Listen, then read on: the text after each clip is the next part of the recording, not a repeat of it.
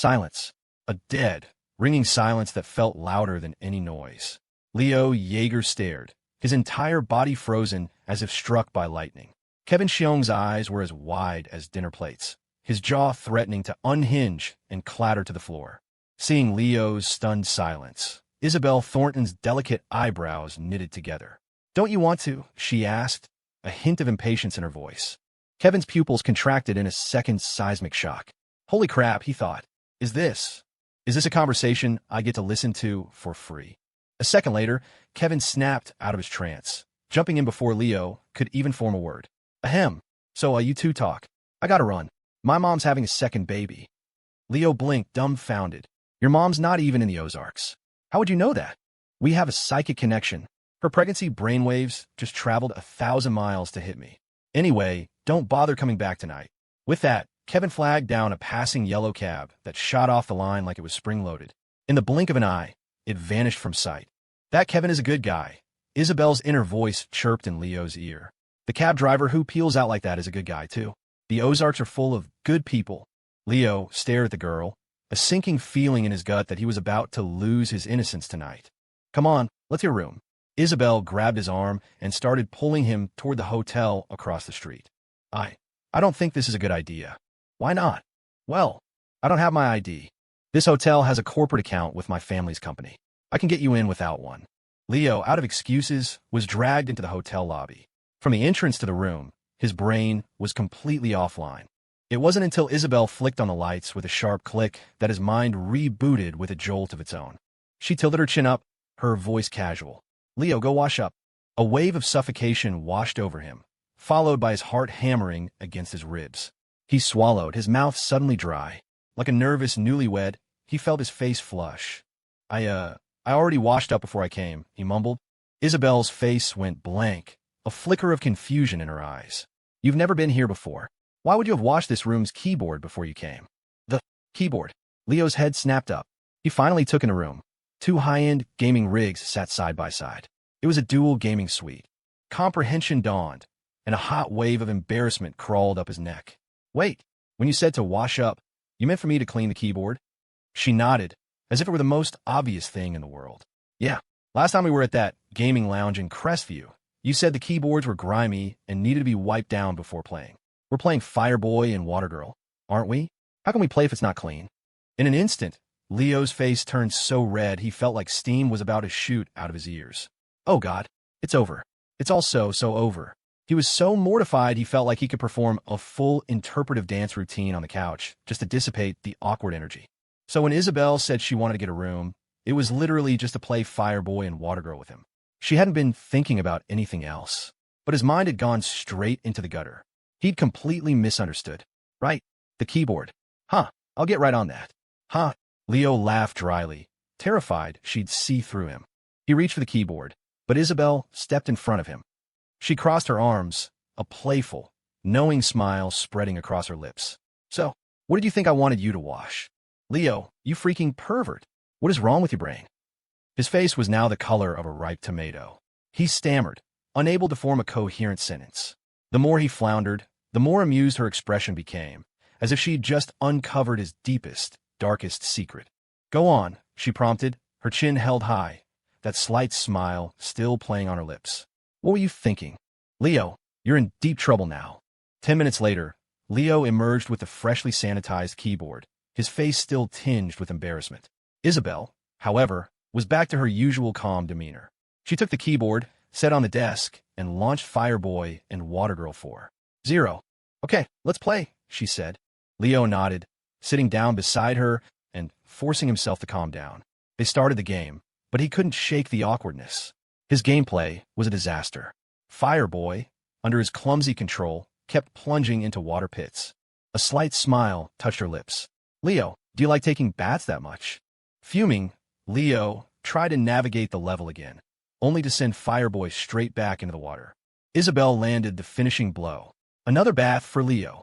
Leo felt like the universe was one giant boomerang. The one he'd thrown back at the gaming lounge in Crestview had finally circled back tonight, lodging itself squarely in his chest with a resounding thwack. Thankfully, after playing for a while, Leo found his groove. He and Isabelle had already beaten Fireboy and Watergirl 4. 0 once before in Crestview. Even if his fingers weren't cooperating tonight, he still remembered all the traps and tricks to clear the levels. Suddenly, Isabelle stopped. "Hold on," she said coolly. "The AC is a little cold. I'm going to put on some socks." Okay. Leo didn't think much of it. While he'd been cleaning the keyboard, she must have gotten warm and taken off her shoes and socks. The gaming suite's air conditioning was definitely a bit chilly. He kept his eyes on the screen, strategizing their next move while she changed. So when she returned, he didn't even glance back, just announced with renewed vigor, "All right, let's do this. I'm on fire now. Now watch me dominate." Hearing that thought, Leo paused. She was already dominating in the game. He chalked it up to her usual deadpan, contrary humor, and I didn't give it a second thought. But just as he placed his hands back on the keyboard, Isabelle's elbow accidentally knocked her phone off the desk. It landed right by his feet. "I'll get it," he offered, bending down to retrieve it. The moment he was under the desk, his breath caught. He froze, his eyes glued to her legs, as if mesmerized. He'd found the phone, but his mind had been captured. "Hiss! Are those black stockings?" Leo was floored. He had to fight the urge to reach out and touch them. It finally clicked. Her inner thought about dominating wasn't about the game at all. It was about him. And the phone dropping? That was probably because he hadn't looked at her. It had to be on purpose. Gulp. Leo swallowed hard, picked up the phone, and resurfaced, handing it back to her. "Ahem, your phone." "Thanks." Hee, little Leo likes what he sees. "Just watch me wrap you around my finger." Her triumphant thought echoed in his head as she resumed the game, her eyes sparkling with amusement.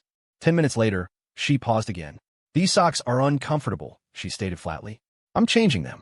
Leo, stunned, just nodded dumbly. This time, he watched as she pulled a new pair of socks from her small purse and put them on. Holy crap, white stockings. And just like that, she was wearing white stockings and playing the game with him again. But Leo's focus was long gone. His mind was no longer on the game, but on her legs. After only 10 more minutes, she announced another sock change. "What's the reason this time?" he asked. Isabelle's eyes narrowed, her breath warm and close. "No reason. I just feel like it. So we're not even making up excuses anymore." "Don't you want to see?" she challenged, looking him directly in the eye with a playful, teasing glint. Her gaze made his heart race, and for a moment, he didn't know how to respond. The room's soft light fell on her, making her legs, clad in the white stockings, seem even more captivating. He tried to tear his eyes away, but found he couldn't. The images of black and white stockings flashed in his mind, seared into his memory. You're doing this on purpose," he finally managed to say, his voice trembling slightly. A corner of her mouth lifted into a smug smile. "So what if I am? You don't like it?" Leo's face burned. He tried to compose himself, to focus on the game, but the parade of beautiful socks and enchanting legs kept dancing before his eyes. Even a saint couldn't resist a test like this. "All right, stop getting distracted. Let's finish the game," Isabelle said softly, sensing his discomfort. But her tone was laced with teasing and triumph. Just you wait, little Leo. How about you right where I want you?" The next morning at 7, P4.She came downstairs just in time to see Leo and Isabelle emerging from a breakfast diner across the street. As they got closer, Kevin's eyelids twitched. Isabelle was wearing a butterfly print dress with a chic, long-sleeve cropped jacket that was both flattering and sharp. A faint, rosy blush colored her cheeks, and a small smile played on her lips as she walked beside Leo. Leo, on the other hand, was a different story. The dark circles under his eyes were heavy, and a profound weariness clung to him, as if he'd been completely drained overnight. "Holy crap, what did those two get up to last night?" Kevin muttered to himself. While Isabelle stepped aside to call Lester about her plans for the day, Kevin pulled Leo aside. "Dude," he whispered, "I know you've been into her for a while, but weren't you two a little? While last night, look at those bags under your eyes. I can't believe you two are already at that stage, and you're still telling me you're just good, platonic neighbors." Leo was utterly confused. "What stage are you talking about? You two didn't. You know." Kevin made a gesture with his two thumbs, bending them suggestively with a wicked grin. It finally dawned on Leo. He rolled his eyes. "What is wrong with your brain? Isabelle and I played Fireboy and Water Girl at the hotel last night. I don't know if it was the altitude or what, but I just couldn't get the hang of it." "Dude, don't even try. We're all adults here. You two spent the night at a hotel. There's no way you just played a browser game. And even if you did, why do you have such dark circles?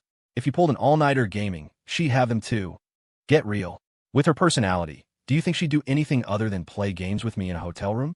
Besides, even if she was okay with something happening, do you think I'd have the guts? If her billionaire dad found out, he'd hire a hitman to take me out in a heartbeat. Kevin thought about it. That actually made sense, but he couldn't ignore the evidence. Then what's with the dark circles? After the game, I got a separate room next door. The bed must have been uncomfortable because I barely slept a wink. I should have just come back here in the middle of the night. Oh, no wonder. Leo breathed a sigh of relief as Kevin finally dropped the subject, but he was sweating on the inside. He hadn't lied. They really had only played the game. But the dark circles, they had nothing to do with the hotel bed. They were because he couldn't fall asleep. After he'd turned off the lights and gotten into bed, the images from the evening kept replaying in his mind. Isabelle's legs in black stockings, white stockings, and then for one final, devastating round, red lace-up stockings. Sleep? Not a chance. The small truck rumbled along the mountain road. The passenger seat was no longer Kevin's domain. Its new queen was Isabelle Thornton, and Kevin had been exiled to the back. Isabelle sat up front, her eyes bright as she gazed out at the passing scenery, a look of pure contentment on her face. It's so beautiful here, she thought. But little Leo and that knucklehead drive this route every day. There are cliffs on both sides. It looks so dangerous. Leo, do you guys have to drive this far into the mountains every day? Yeah, but we take turns driving. We rarely run into other cars, so as long as we stay focused, it's not that dangerous, Leo explained patiently, knowing she was worried. He then took the opportunity to ask the question he hadn't dared to text. I never got a chance to ask. You got a 696 on your finals. What school did you apply to? One in New York? U of C, Isabelle said nonchalantly. Even though Leo had braced himself, hearing her say it out loud still brought a pang of disappointment. He quickly masked it with a faint smile. University of Crestview is great. What a coincidence. We're both going to U of C, huh? HM? Oh, right, Isabelle replied, her beautiful eyes flickering for a moment before narrowing again. By the way, when we stop to sell things, you can just relax. Or if you want a snack, grab anything from the truck. We didn't stock anything too fancy since the villagers don't buy expensive stuff, so it's all pretty cheap. Take your pick. No, I can help. He's underestimating me. I'm not here to cause trouble. I'm great at math. I can make change really fast. Leo was taken aback for a second, then smiled. It's not that I don't want your help. It's just that everyone here speaks with a thick local dialect. It took us a week to even start understanding them. You might have trouble communicating. I'm trying anyway. Seeing the determination in her eyes, Leo had no choice but to agree. The two of them continued to chat, completely ignoring Kevin in the back. Seeing them carry on without him, Kevin sighed, put on his headphones, and stared out the window, his spirit thoroughly crushed. But the song that came on only made it worse. I'm hiding in the car, a glass of champagne in hand. I should be under the car, not sitting in the car.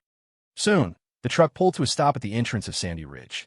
Leo and Kevin slipped on their cooling sleeves out of habit, while Isabelle put on the sun-blocking jacket she'd bought before they left, covering herself completely. The villagers remember them from their last visit, so instead of waiting, they immediately started walking over. Within minutes, a crowd had gathered around the truck. Oh, ma'am, this one is $15 a bag. One moment, ma'am. Let me get your change. Hey there, little one, you can't just take that. You have to have your parents buy it. Of course, I can give you one for free, but you'll have to pay for any more. Isabelle was helping out, but just as Leo had predicted, most of the older customers spoke in a dialect she found incredibly difficult to understand. She could only manage to sell things and make change for some of the middle-aged people and the children.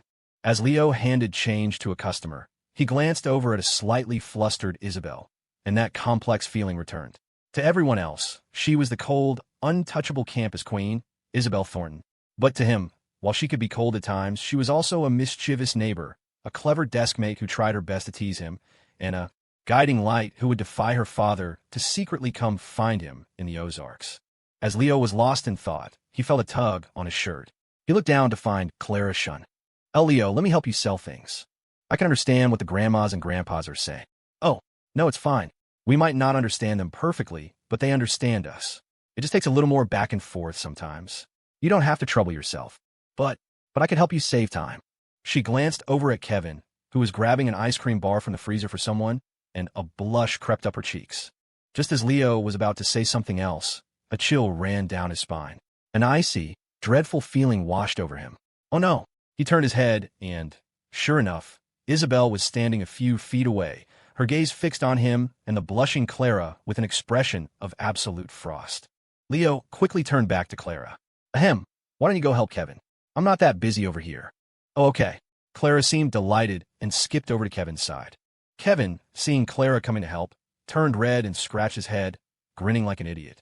Leo didn't waste a second. He rushed over to Isabelle. Her face was a blank mask, but her eyes were so cold they could have plunged him into a 10,000-year-old glacier. What? Hey, Leo, are you going to try and argue with me? Forget it. You and that girl can just perish together. Hearing those two thoughts, Leo's knees felt weak. Ahem, I think you misunderstood something. I have to explain. That girl's name is Clara Shun. She's from the village here. The other day, Kevin and I, after listening to Leo's explanation, the ice on Isabelle's face finally began to thaw. She pressed her lips together. Though her eyes were now filled with delight, her tone was still detached. We're neighbors. You don't have to explain yourself so clearly to me over some girl. As your neighbor, I'll understand. Hee. I knew little Leo wouldn't get close to another girl. So that's what happened. And it looks like that Clara girl has a thing for the knucklehead. For the first time, I'm finding that knucklehead useful. He gets a gold star. Listening to the lightning-fast change in her inner thoughts, Leo's mouth twitched as he wiped the cold sweat from his brow. As my neighbor, you'll understand? If I hadn't come over to explain, you probably would have already called Lester to hire a hitman, wouldn't you? So stubborn. That girl was impossibly stubborn. At 3 in the afternoon, they were finally done. The three of them leaned against the truck, resting in the cool breeze from the cab's air conditioning. Clara, come over and get some AC. It's really nice, Kevin called out to Clara, who was standing nearby. But Clara shook her head. I am not hot. Your shirt is soaked with sweat, and you're saying you're not hot. Kevin muttered. Come on, have an ice cream bar. We can't let you help us for nothing. But Clara refused Kevin's offer no matter what he said. She announced she was heading home and quickly walked away. Kevin scratched his head and lowered his voice. Leo, Clara helped us so much, but she won't take anything for it. Why? Yesterday, you overcharged her for that fruit. But today, when we sold to everyone else, the price was completely different. She obviously noticed and wanted help us to even things out. She doesn't want to owe you anything. No way. It was just a few bucks. And even if that's true, she could have just paid us the difference. Why come and help all afternoon? Leo smiled knowingly. TSK, that part is minor. The main thing is that yesterday, you stood up for her when those guys were demanding money. If I were Clara, I'd probably be moved to tears too. It's perfectly reasonable for her to want to help the nice guy who protected her from bullies, right? Hearing this, Kevin's face flushed, and he playfully slapped Leo on the back. Dude, shut up. Oof. The slap nearly sent Leo sprawling. Isabelle saw the whole thing and shot Kevin a disapproving look. Kevin, you'll break him. Kevin is a bad guy. Kevin felt deeply wronged, as if Leo was that fragile. Just then, a large black SUV slowly drove down from the mountains and pulled up next to their little truck. Whoa, Leo, look, a G-Wagon. Huh, Leo was surprised too. They'd been driving these mountain roads for a week, and while they saw the occasional car, they'd never seen anything on the level of a G-Wagon. As they watched, a handsome young man got out of the driver's side. He looked to be only 3 or 4 years older than them, but he carried an aura that was simply dazzling.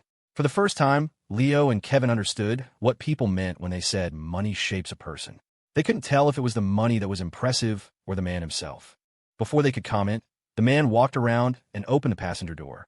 A young woman stepped out.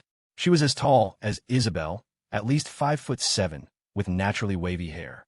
Her skin, visible below her short sleeves, was fair and smooth, and her slender legs ended in a pair of simple white sneakers. She was stunningly beautiful. Though her looks were on par with Isabelle's, they had completely different vibes. Isabelle was an ice queen, a flower on a high, unreachable mountain. This girl, at first glance, had a shy demeanor similar to Clara's, but a closer look revealed a subtle, underlying strength. Perhaps sensing Leo and Kevin's stares, the girl glanced over at them. Her peach blossom eyes, even prettier than Clara's, held a hint of shyness. She looked down and said softly to the man, Tion, you don't have to open the door for me. I can do it myself. Habit, the man replied, then glanced in their direction. His eyes widened slightly in surprise when he saw Isabelle, but the expression vanished as quickly as it appeared. He took the girl's hand, and they walked toward the village. After they were gone, Kevin finally came to his senses. Leo, that girl was gorgeous. I'd say she's right up there with Isabelle. Yeah, but they both looked kind of familiar, didn't they? Leo said, then turned to Isabelle. Hey neighbor, do you know that guy? He seemed pretty surprised to see you. Isabelle nodded slightly. I recognize them. The guy is Tion Xia, the owner of Chatter Tea, the most popular tea brand in the country right now. The girl is the owner of The Taste of Summer, the cake brand. They've become really famous in the last couple of years. I heard they're still in grad school. She paused, then added, my father and I met them at a business dinner once. Even my father was very polite to him. Tianxia and Nina Yi? Leo's eyes widened. Holy smokes. The couple they had just seen were the top bosses in the beverage and dessert industries. Kind of think of it. Leo could technically call Nina Yi his boss. Over Memorial Day weekend, he and Miles had handed out flyers for the grand opening of a new A Taste of Summer bakery. No wonder Tianxia looked so surprised to see you. He was probably shocked to find a girl like you in a mountain village like this. But what are they doing here? Isabelle shook her head, indicating she didn't know. Leo glanced in the direction they had gone, a sigh escaping his lips. Figures. People really do end up with those in their own league. A guy as successful as Tian deserves a girlfriend that beautiful. A shadow of melancholy passed over his face. If he had Tianxia's power, maybe he and Isabelle wouldn't just be neighbors. Isabelle seemed to read his thoughts. She narrowed her eyes and, after a moment of silence, said softly, actually, before Tian founded Chatter Tea, he was just a regular college student. And back then, Nina didn't have a taste of summer, but they were still together. What I mean is, Leo, we don't have to be in the same league. A beautiful girl like me would be your girlfriend, too. Leo, we don't have to be in the same league. A beautiful girl like me would be your girlfriend, too. When Isabelle's thought tumbled into his mind, Leo stared at her for a long, long time. Even though it was just a thought, the meaning was unmistakable, and he knew that she knew he would understand. But this time, after a moment's hesitation, Leo chose to play dumb. Haha, really? That's great. The story of Mr. Xia and Ms. Yi is pretty inspiring. Yeah. Hearing his response, a flicker of disappointment crossed Isabelle's lovely eyes. After that, Leo didn't hear any more of her thoughts. The three of them rested a little longer in Sandy Ridge before setting off for the next village. For the rest of the drive, and at the second village, Isabelle clearly lacked the excitement and warmth she'd had earlier. Leo wasn't stupid. He knew she'd seen right through his act. She was too smart not to understand what he was doing. Sigh. He sighed internally. He wanted to explain, to say something, but the words wouldn't come. At 8 in the evening, the three of them finally drove back to the apartment complex. As soon as they got out of the truck, Leo saw Lester leaning against a BMW at the entrance, a friendly smile on his face. Mr. Yeager, thank you for taking our young miss out for the day. I'll take her from here. We've booked a flight back to New York for 11 tonight. Leo froze, instinctively looking at Isabelle. I thought you were leaving tomorrow. He had been planning to take her out for authentic Ozark hot pot tonight. After all, it was famous nationwide, and it would be a shame to come all this way and not try it. He never expected them to be leaving so soon. Isabelle didn't answer his question. Instead, Lester explained, it's like this, Mr. Yeager. The young miss was planning to stay one more night and leave tomorrow morning. But we received a notice this afternoon that her father's travel plans have changed. He'll be back in New York early tomorrow, so we had to rebook for tonight. Otherwise, he'd find out she left the city. Is that so? Leo looked at Isabelle, a hint of reluctance in his expression. But there was nothing he could say. She had already taken a huge risk coming all the way to the Ozarks just to see him. He forced a smile. All right then. If that's the case, we'll do it another time. If there's ever a chance, I'll bring you back to the Ozarks for that hot pot. Okay. Isabelle gave a curt nod, her face impassive, and got into the BMW. Lester gave a quick wave, and the car pulled away. Leo stood there, a sense of loss washing over him, until the taillights disappeared from view. Kevin came up and clapped him on the shoulder. Dude, stop staring. She's gone. I know. Then do you also know that she seemed pretty down ever since we left Sandy Ridge? I think. It was right after she told you about Tianxia and Nina he getting together before they were rich. I got the feeling she was trying to tell you something. Dude, you couldn't have missed that, right? No, you definitely got it. You were just pretending you didn't. Kevin's voice grew certain. Leo was taken aback. He hadn't realized Kevin had noticed, too. He just gave a bitter smile and turned to walk into the complex. Hey, Leo, say something. A girl like her basically spelled it out for you, and you did nothing. I seriously doubt her dad's schedule changed. She's leaving tonight because of your attitude. Kevin yelled after him. Leo finally stopped. He stood still for a moment, then said in a low voice, so what if I saw it? What am I supposed to do about it? You know what Isabelle's situation is, and you know what mine is. Don't you? She can afford to be reckless, but I can't.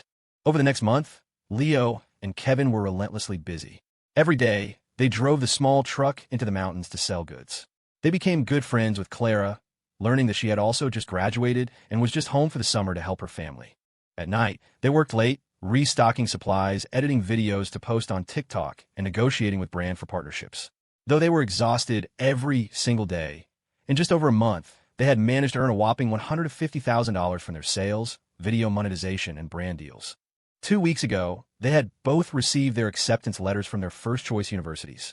One evening, after finishing their sales for the day, Leo and Kevin returned to their apartment and collapsed onto their beds, too tired to move. Kevin let out a long sigh. Leo, ever since our videos blew up online, more and more people are copying us, driving into the mountains to sell stuff. Our daily profits are half of what they used to be.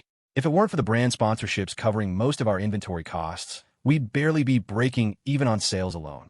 It's normal. We knew this would happen from the start. Even without the promotion from our videos, imitators would have shown up eventually. With all the attention we're getting online, it just happened faster. It's unavoidable, Leo said calmly. They had anticipated this scenario long ago. So what we do now? Go home. What?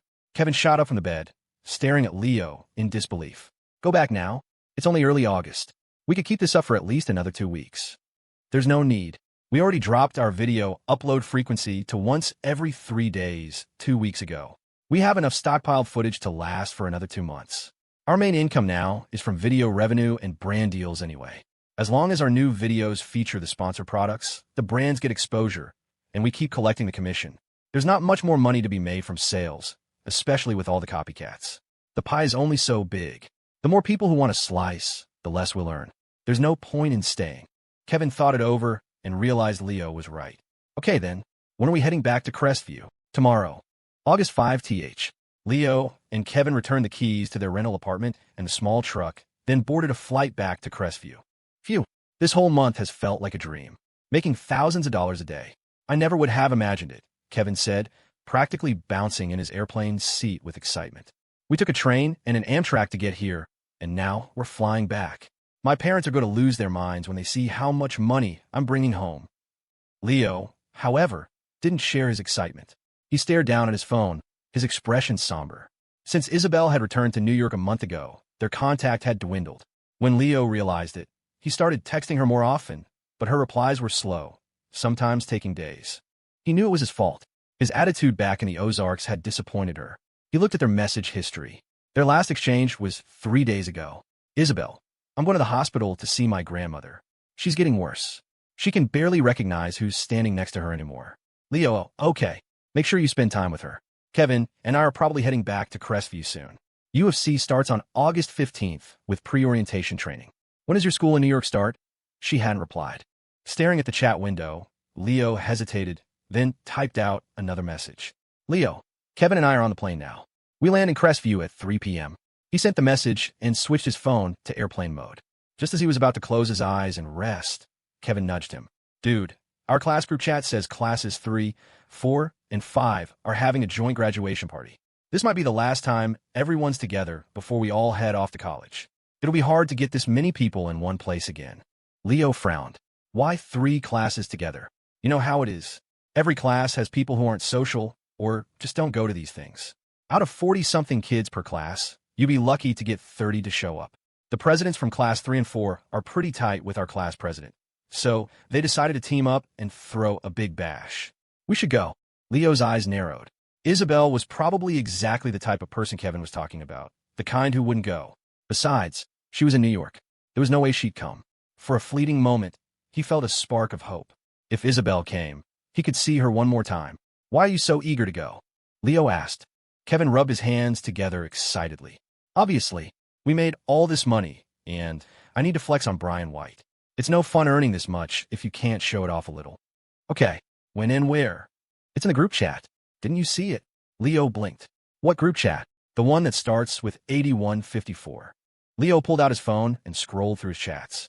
Sure enough, a few days ago, he'd been added to a group with the ID 28502. Party info. August 10th, the Grandeur Banquet Hall. $20 per person. Leo nodded and closed his eyes. Fine, he said quietly. Let's go to the party. Lester, I'm going to my graduation party. Isabelle pressed her lips together, looking at him resolutely. But miss, your father and his wife are aware of your university start date. If you go to Crestview now, your father will surely ask questions.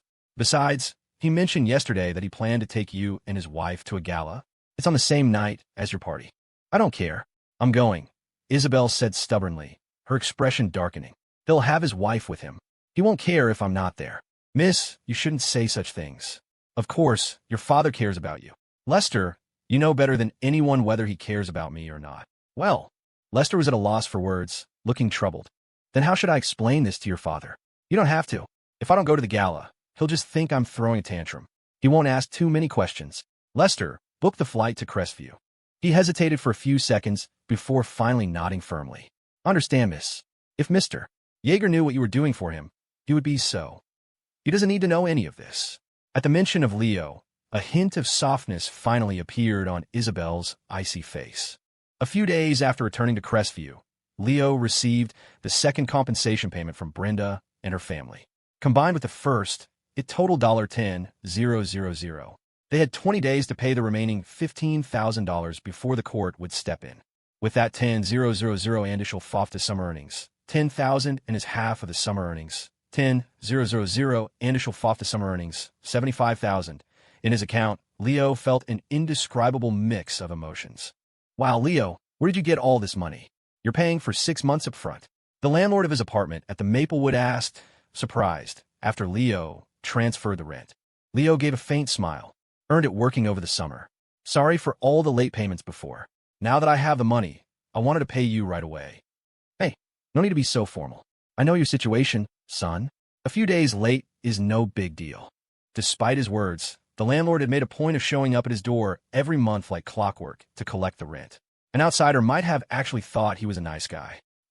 Thanks, but business is business. All right then, I'll be on my way. The landlord left with the money. Leo's face was impassive. It felt like every person he'd encountered over the years had been a villain in some small way. After seeing the landlord out, he got a call from Kevin. Leo, get downstairs. I'm at your gate. The party starts in half an hour. Okay, coming. Leo changed his clothes and headed for the entrance of the complex. At that exact moment, at Crestview Airport, the plane carrying Isabelle Thornton touched down. Dude, you drove your dad's Mercedes C-Class? Are you trying to get a taste of his belt when he finds out? Leo asked as he slid into the passenger seat. Kevin just puffed out his chest. Don't be a hater. I got his permission. Yeah, right. Your dad's a total car nut. There's no way he'd let his precious baby be driven by his delinquent son. A month ago, you'd be right. But since we got back from the Ozarks and I showed them the 75 grand, my parents' opinion of me has completely changed. I made more in a month than they do in half a year combined. So now my mom doesn't hit me, my dad doesn't lecture me, and I'm the king of the castle. Forget his car. I could ask my dad to be my chauffeur, and he wouldn't complain. Kevin proudly adjusted his new custom-tailored suit and ran a hand through his professionally styled hair. Seeing his ridiculous display, Leo's mouth twitched. Leo, why are you dressed so casually? Look at me, suit, styled hair. You could have at least tried. Leo shrugged. I'm not trying to flex on Brian White, and the person I want to see at the party won't be there, so it doesn't matter what I wear. The person you want to see? Who's that?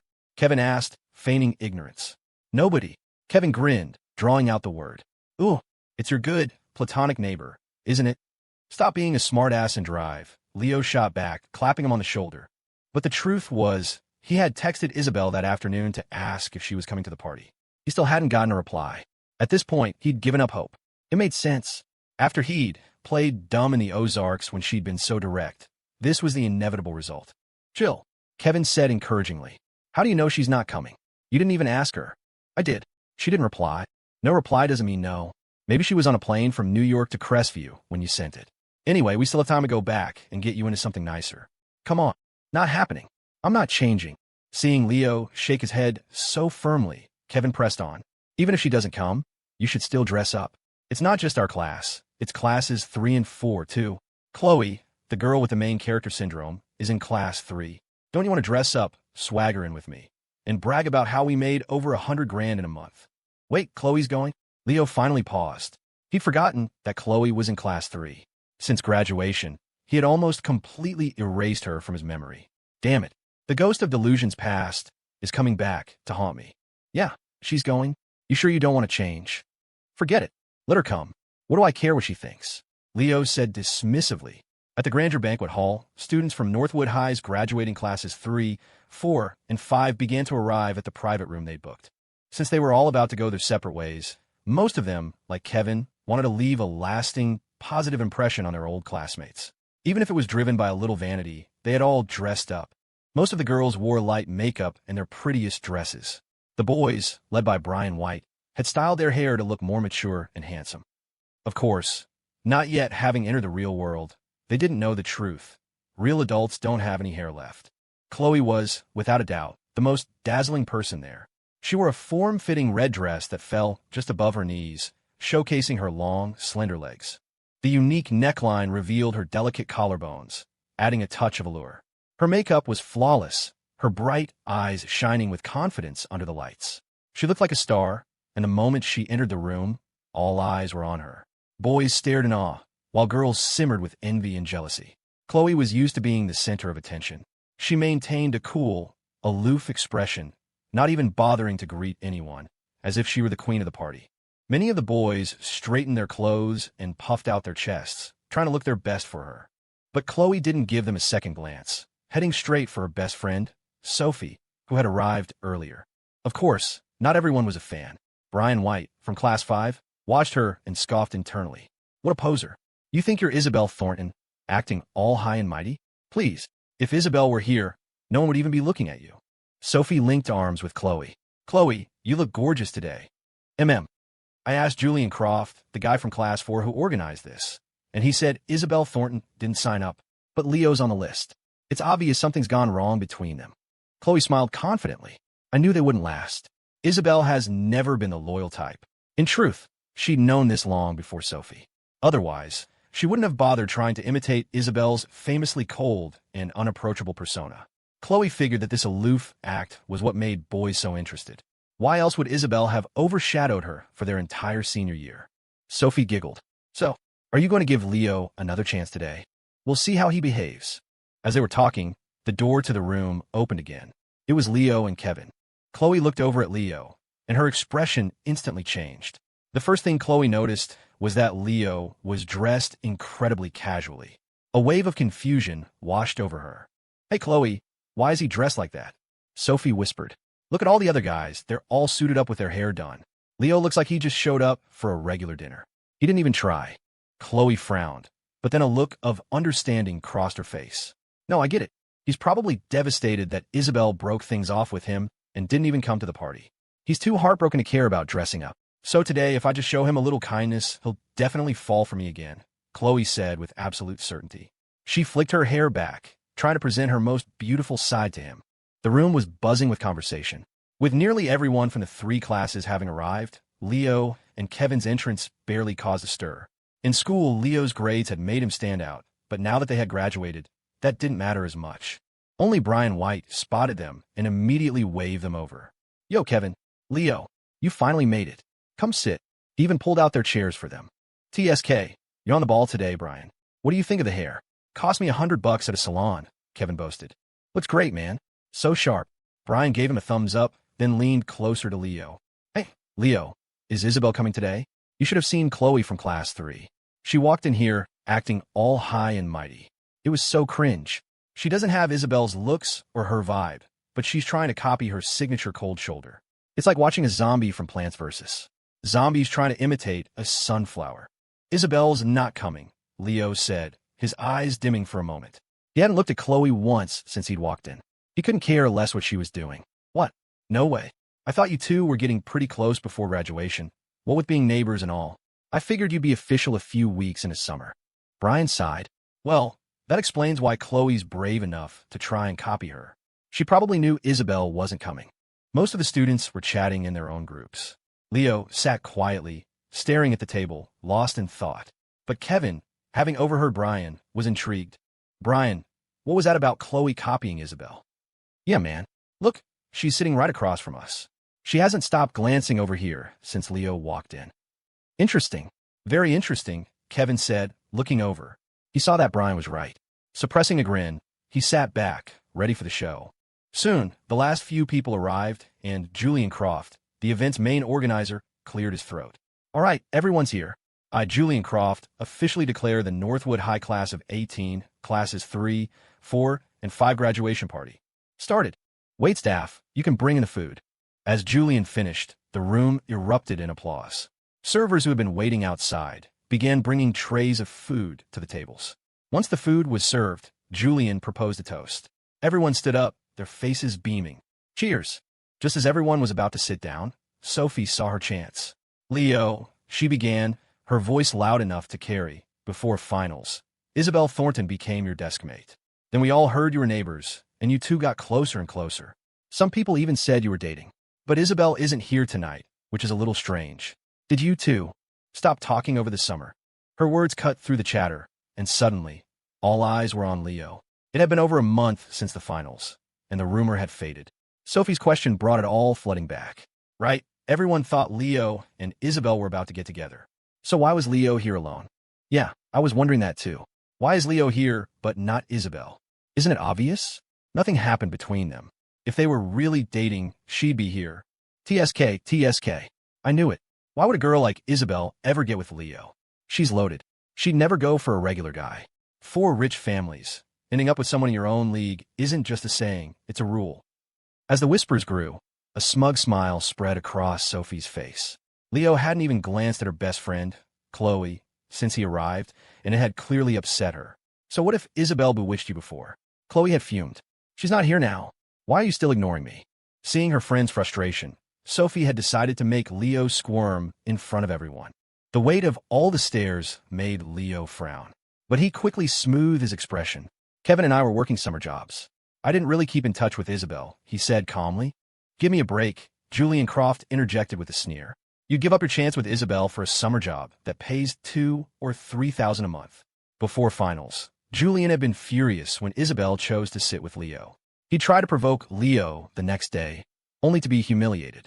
Then, when the grade dean announced the physics competition, Julian had been snubbed again when Isabelle refused to participate with him because her partner wouldn't be Leo. He had held a grudge ever since. Seeing Leo dressed so casually tonight, he had already been planning his revenge. Sophie's attack gave him the perfect opening. Leo blinked. 2 or 3,000. Not quite. I won't say the exact amount because I don't want you to think I'm flexing. Oh, really? Don't tell me you and Kevin each made $10,000 a month. We're all adults here. We're not stupid, Julian scoffed. Face it, Isabelle ghosted you, and you had nothing better to do than get some dead-end summer job. So how many thousands did you make?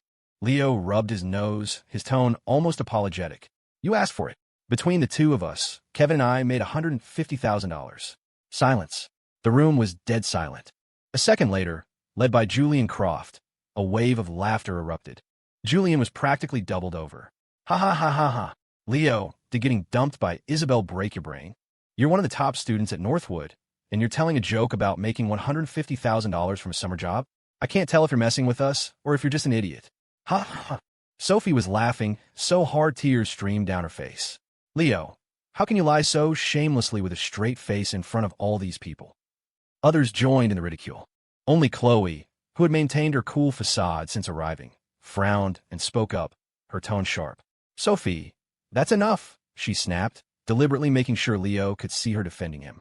See, Leo, the whole world has turned against you, but I'm willing to stand by your side. I'm 1,000 times better than Isabelle. Sophie, knowing her role, leaned into being the villain. It would only make Chloe look better in comparison. She continued her attack. Chloe, I'm just telling the truth. Leo, before she could finish, Leo calmly unlocked his phone and held it up for everyone to see. Account balance, $74,202. 19 foot. The laughter died instantly. The smiles on the faces of those who had been mocking him froze. Julian and Sophie were hit the hardest. They stared at the number on the screen, their mouths hanging open, their eyes wide with disbelief. The shock was a full-blown earthquake. Ahem, here's mine, Kevin said, pulling out his own phone and displaying his balance, delivering a second, brutal blow. Seeing the stunned faces around him gave Kevin a rush of pure satisfaction. Yes, this feels amazing. He'd been wondering how to flex on them naturally, and these two clowns had just served themselves up on a silver platter. You two deserve a humanitarian award. Holy shit, Brian White was the first to react, his single curse breaking the silence. A chorus of gasps and exclamations followed. They had all thought Leo was joking, but he was dead serious. Damn, you guys really made $150,000. What did you do? Go to Mexico and sell kidneys? That much money. You didn't do anything illegal, did you?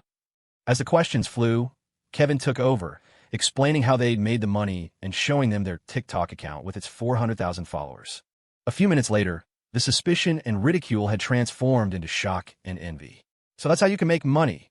Sophie and Julian looked like they had just eaten dirt. Leo's earlier words, "I won't say the exact amount because I don't want you to think I'm flexing," echoed in their minds, and their faces burned with humiliation. They'd been owned. Leo had actually done it. Only Chloe felt a jolt of surprise, followed by a flutter in her heart. I knew it. Without Isabelle holding him back, Leo is becoming more and more exceptional. If he were with me, he'd work even harder. With all that money, he could buy me so many presents. After the drama subsided, people sat down and started talking again, many saying they wanted to try starting their own businesses in college, just like Leo and Kevin. But Julian, after a moment of stunned silence, wasn't ready to give up. He adjusted his glasses and sneered. So you got lucky and made some money. So what? Let's get back to the original point. You only went to work because Isabelle ghosted you. When I was putting together the guest list, I noticed she didn't sign up. I asked her why, and she told me she was in New York. Don't try to change the subject to hide the fact that she blocked you, Julian said, his expression radiating confidence. I, Julian Croft, will humiliate you today, Leo Yeager. You? And Isabelle? Don't make me laugh. You're not worthy of her. Only I, Julian Croft, who got into her university in New York, will be by her side. In 10 days, I'll be there, and I'll win her over with my own merits. You can stay here in Crestview and rot. As expected, Julian's words once again drew everyone's attention back to Leo. Sophie looked at Julian in surprise. Wow, I didn't realize the class valedictorian was this aggressive. Just as everyone waited for Leo to explain how he'd gotten blocked by Isabelle, the door to the room was pushed open. A wave of warm air swept inside. Then, a graceful figure stepped through the doorway. The entire room was captivated. When they saw her face, they were speechless. Hiss, what? I thought she wasn't coming. Isabelle Thornton stood there in a simple white dress, the hem swaying in the warm breeze like a blooming lily. Her cool, elegant presence instantly stunned everyone in the room. Her gaze swept across the room before landing on Leo, a flash of delight in her eyes. She walked gracefully over to him and offered him a soft smile. Then, she turned a glacial stare on Julian and Sophie. Who told you I wasn't talking to Leo? Also, you've all been spreading a rumor that Leo and I are together. Let me clarify. It's not a rumor. You've all been spreading a rumor that Leo and I are together. Let me clarify. It's not a rumor. Isabelle's words hit the room like a thunderclap. The students, who were still reeling from her sudden appearance, were now utterly dumbfounded. She just dropped a nuke on top of a bombshell. Julian's face went pale, his lips trembling. It was impossible. The girl he'd been dreaming of pursuing had just publicly admitted she was with Leo Yeager. Sophie was equally incredulous, her mouth agape, unable to form words. Her plan had been to belittle Leo, egging Julian on while making Chloe look like a saint in comparison. But this was a complete catastrophe. Isabelle had just confirmed it herself. Chloe's expression was venomous. Her hands clenched into fists, her nails digging so deeply into her palms they could have drawn blood. She had been so sure that with Isabelle out of the picture, she finally had her chance. It was all just another one of her pathetic fantasies. Hee little Leo. Looks like I got here just in time. Phew, if it wasn't for the traffic, I would have been here even earlier. Leo listened to Isabelle's words and her inner thoughts, his gaze a complex mixture of shock, gratitude, and confusion. She'd shown up out of nowhere and, just to save him, had announced to everyone that they were together. The room fell into a dead silence. After a few seconds, quiet whispers started to ripple through the crowd. What is going on? Are Leo and Isabelle really together? It doesn't look fake. She said it herself. Damn it. Leo Yeager has to be the luckiest bastard alive. He's rich, and he has the school goddess for a girlfriend. What kind of sci-fi movie is this? I didn't know there was a Ready Player One sequel in the works. But didn't Julian say she wasn't talking to him? That he was blocked? Isn't it obvious? Everyone knows Julian has a crush on Isabelle. He probably saw she wasn't coming with Leo and just made the whole thing up in his head. Hearing the whispers, Julian's face turned beet red. He wanted to say something, but his mouth was dry, the words stuck in his throat. From his seat, Kevin beamed like a proud parent. Of everyone in the room, only he wasn't surprised by Isabelle's arrival. I may not be the main character, but watching Leo and Isabelle team up to demolish these clowns is the most satisfying thing I've ever seen, Kevin thought. This is better than making $1 million. At the same time, Brian White snapped out of his daze. He quickly stood up and, with a fawning smile, offered his chair to Isabelle. Isabelle, you can sit here with Leo. I'll find another spot. Isabelle was a little surprised, but didn't refuse. She smoothed down her dress and sat next to Leo. then gave Brian a small smile. Brian, thank you. Brian, you're a good guy, just like the knucklehead. Leo leaned closer to Isabelle, his voice low. What? Why are you here? It's a graduation party. Of course, I'm here. Then why didn't you sign up? I wanted to surprise my good neighbor. Isabelle smiled, her eyes crinkling into crescent moons.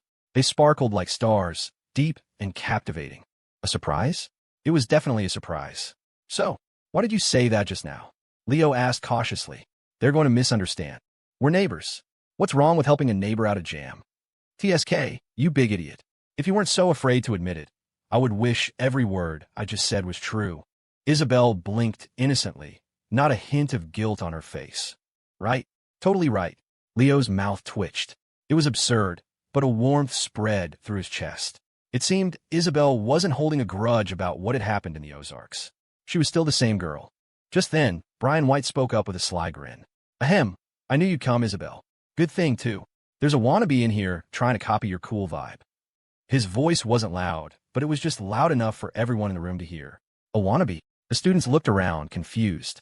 But they quickly noticed Chloe, who was sitting directly across from Leo and Isabelle, her face turning dark at Brian's words. It clicked. Oh, the wannabe was Chloe. Oh my God, Brian, you're not wrong. Haha, I knew something was off about Chloe tonight. I remember her being way more outgoing. So she thought Isabelle wasn't coming and decided to imitate her whole Ice Queen thing. Wannabe is the perfect word. The boys who had tried to talk to Chloe earlier, only to be awkwardly ignored, seized their chance for revenge. Oh, so you were too cool to talk to us before? How does it feel now that the real deal is here? Awkward, isn't it? Chloe's face was on fire. She wished the ground would swallow her whole. She shot a death glare at Julian, her voice a low hiss. Julian, you said Isabelle wasn't coming to this party.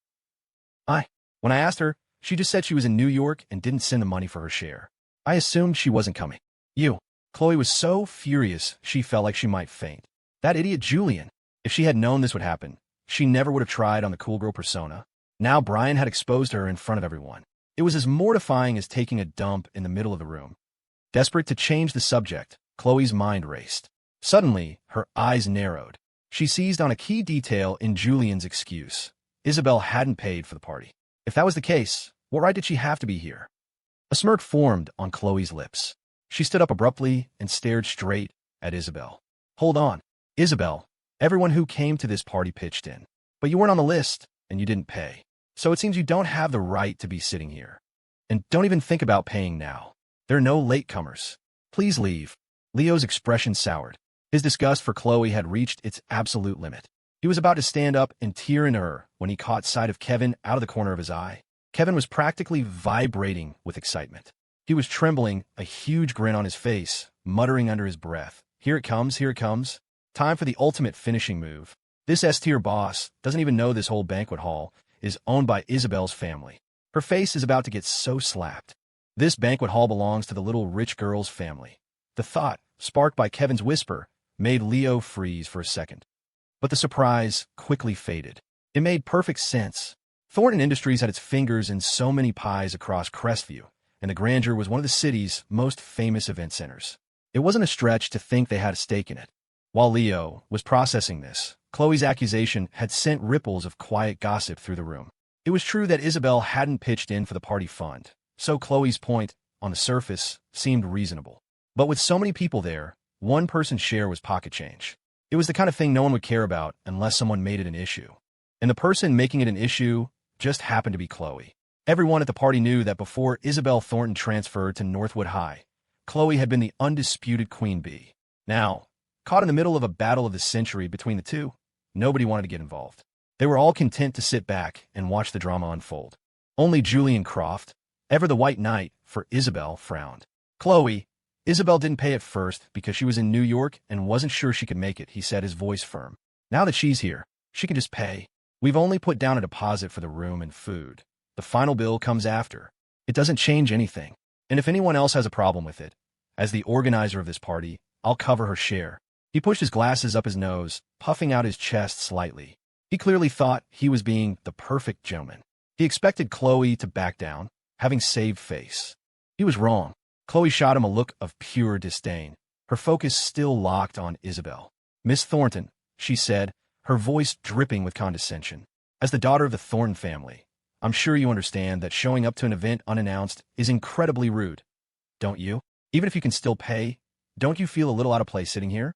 If I were you, I'd have the decency to leave. Chloe stood at the head of the table, looking down on Isabelle. The atmosphere in the private dining room was electric with tension. Through it all, Isabelle simply watched her, her expression unreadable. Knock, knock, knock. Excuse me, sorry to interrupt. The sound of rapping on the door, followed by a man's voice, shattered the tension. All eyes turned to see a middle-aged man in a sharp suit step inside. He walked directly over to Julian Croft. Mr. Croft, the man said, holding out a bill. Here is the statement for your event. Julian blinked, confused. Mr. Reed, didn't we already discuss this? We might be adding more drinks and dishes, so we were going to settle the bill at the end. Why are you bringing this to me now? Mr. Reed offered a polite, professional smile. You misunderstand, Mr. Croft. This isn't the bill. This is a refund for the deposit you placed when you booked the room. I'm not here to collect payment. I'm here to return your money. What? A refund? Our party is still going on, Julian said, completely baffled. The other students were just as confused. This Mr. Reed was clearly the manager of the venue. What was happening?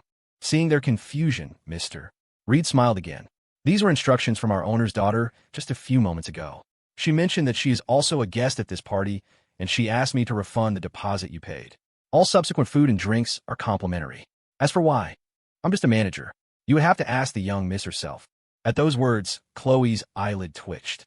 A terrible feeling began to creep up her spine. Mr. Reed, she cut in, her voice tight. Who exactly is your young miss? Mr.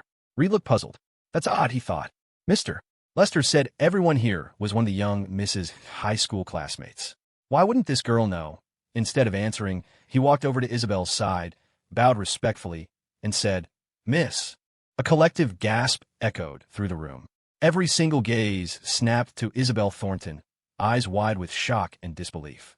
The owner of the Grandeur Banquet Hall was Richard Thornton, Isabelle's father. No wonder she hadn't bothered with pitching in. She was covering the entire bill for everyone. The color drained from Chloe's face. Her scalp tingled, and her lips began to tremble. And miss, you gotta be kidding me. Chloe knew Isabelle's family was rich, but she'd never imagined this. The Grandeur was the most exclusive event venue in all of Crestview. If Julian hadn't pulled some strings, a bunch of high school students would have never gotten a reservation for a 100-person ballroom. And it belonged to Isabelle's family. Isabelle's expression remained placid, as if this was all perfectly normal. She gave Mr. Reed a slight nod of acknowledgement, then slowly rose to her feet. Her calm eyes met Chloe's panicked ones. Don't worry, Isabelle said softly. I won't kick you out. Humph, you pathetic woman. Trying to kick me out of my own place? I'm the only one who gets to be by Leo's side. Get lost. Isabelle's voice was quiet, but it carried an undeniable weight that filled the silent room. Listening to her words and her thoughts, Leo felt a sense of awe. This girl's ability to land a killing blow was on another level. And the deadliest part was, she did it without ever showing the knife. Her "I won't kick you out" was a devastating counterpoint to Chloe's earlier attack. No one in the room was stupid. Chloe had just publicly humiliated herself in the most spectacular way possible. Chloe opened her mouth, but no words came out. She was frozen, caught in a social checkmate. One moment she was grandstanding, demanding Isabelle leave, and the next, the power dynamic had completely flipped. Chloe stammered, her face burning with shame. Leaving now would be an admission of defeat, but staying was unbearable. She was stuck. Even Sophie didn't dare say a word, terrified of being caught in the crossfire. Isabelle ignored Chloe and turned back to the manager. Mr. Reed, since you're here, could you have the kitchen prepare some more seafood? I don't think they ordered any earlier. Of course, Mr. Reed replied respectfully before turning to leave. With his departure, the tension in the room finally began to dissipate, replaced by a low hum of whispers, all of them aimed at Chloe. Oh my God, that was savage. 1 second Chloe's trying to throw Isabelle out. The next she gets completely owned. Seriously. That was like something out of a movie. I've never seen a real-life clapback that perfect. So satisfying. If I were Chloe, I would literally never show my face in front of Isabelle again. The secondhand embarrassment is killing me. It just proves Isabelle is on another level. Gorgeous, brilliant, and rich. And Chloe is, well, she's not any of those things.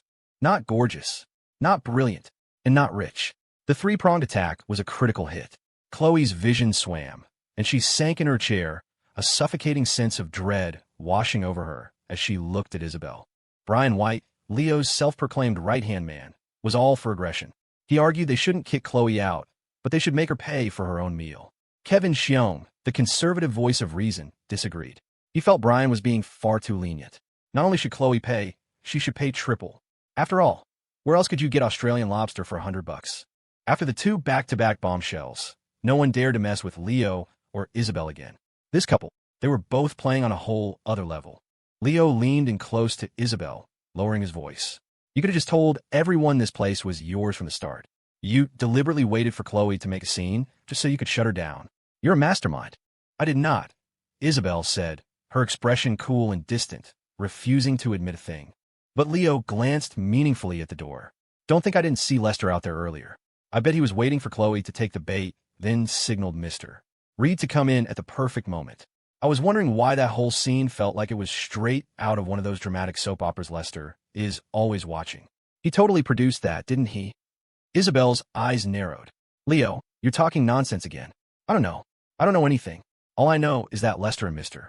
Reed are very nice men. Her gaze drifted away, landing on the spread of food across the table. Her eyes sparkled as she turned back to Leo. Leo, I want some crawfish. Leo, you're the best.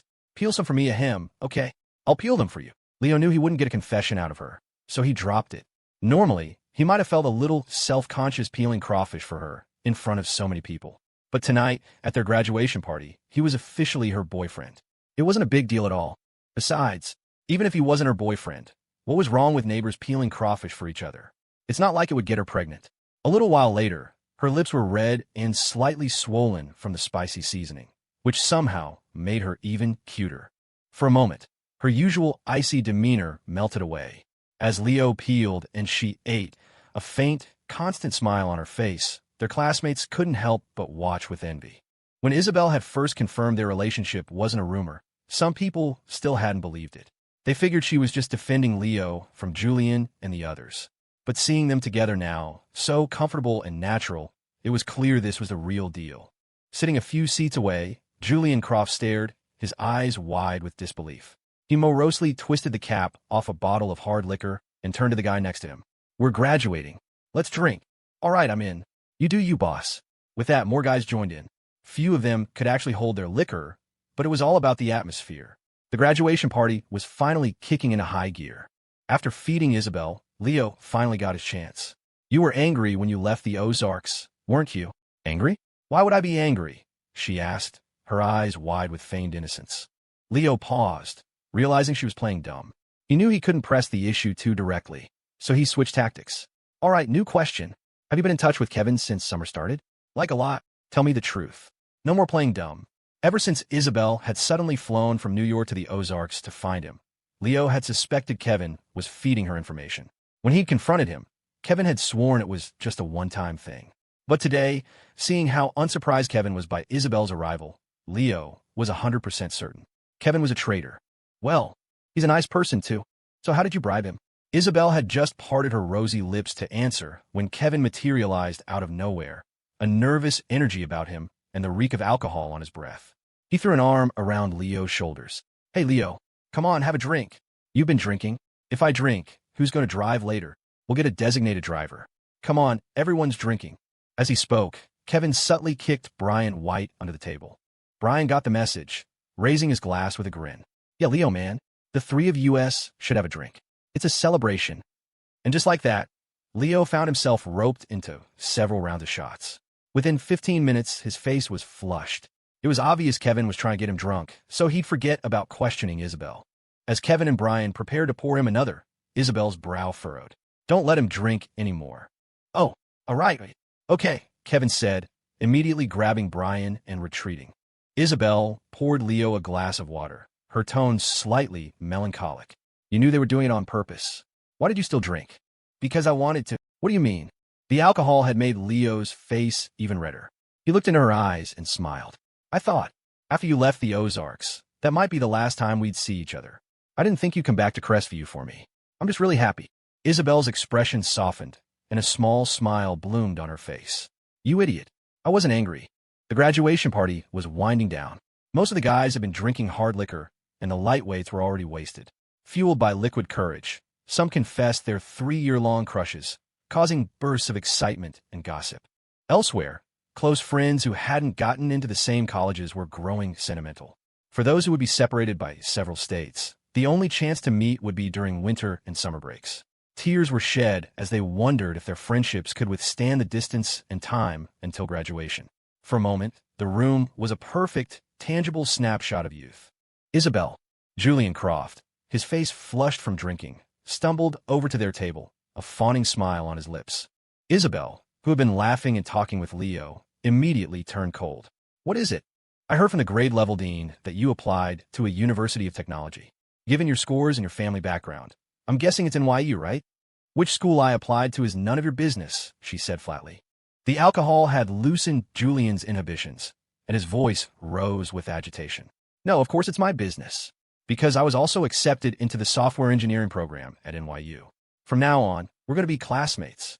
Leo watched him, marveling at his cockroach-like persistence. Are all valedictorians this dense? Julian's loud declaration had, once again, made him the center of attention. Wow, no surprise from Julian. Getting into NYU is huge. Totally. And software engineering is one of their top programs.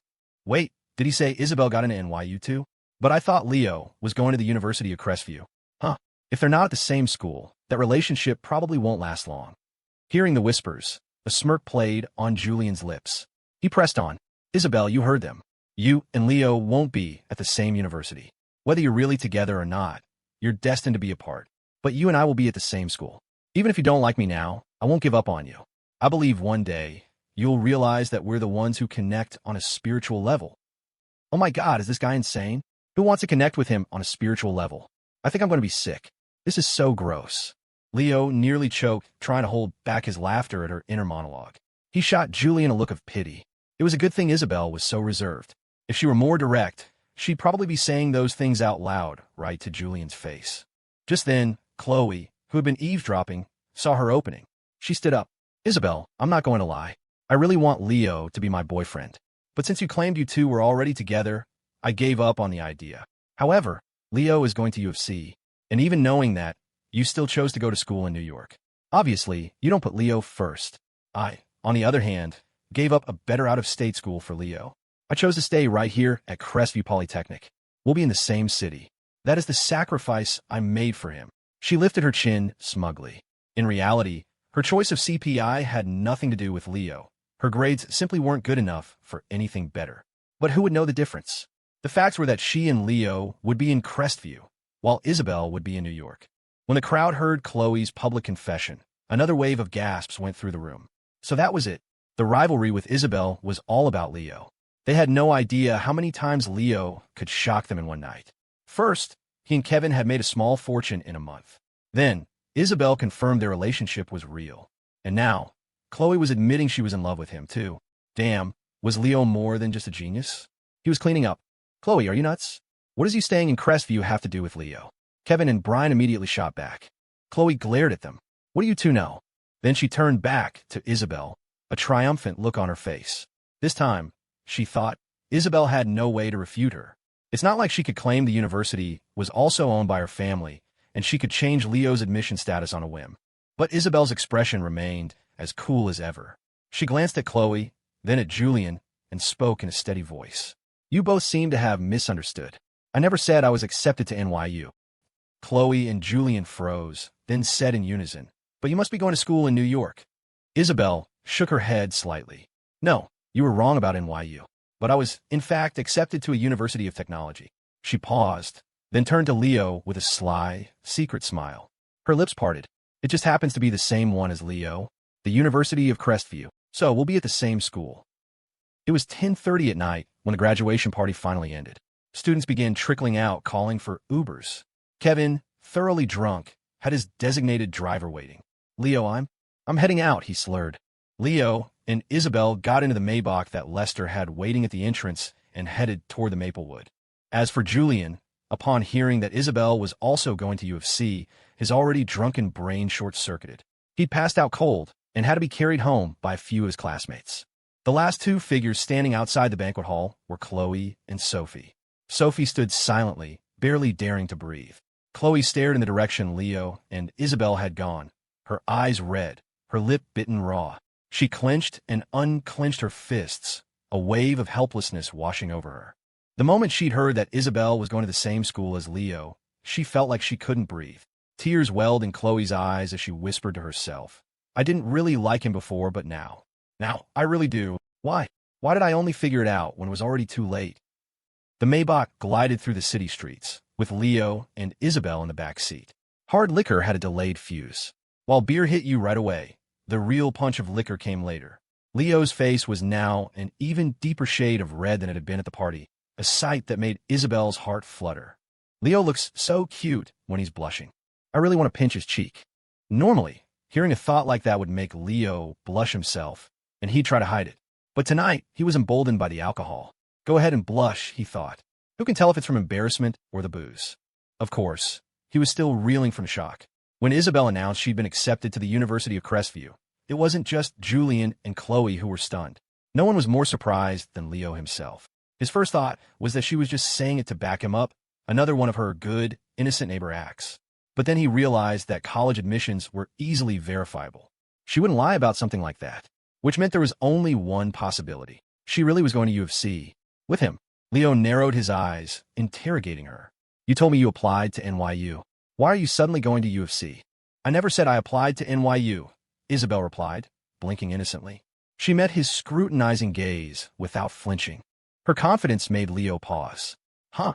He replayed their conversation in the Ozarks in his head. I never got to ask with a score like yours, where did you apply? Somewhere in New York. It's a university of technology. NYU is a great school. Funny coincidence. We're both going to tech universities. Ha.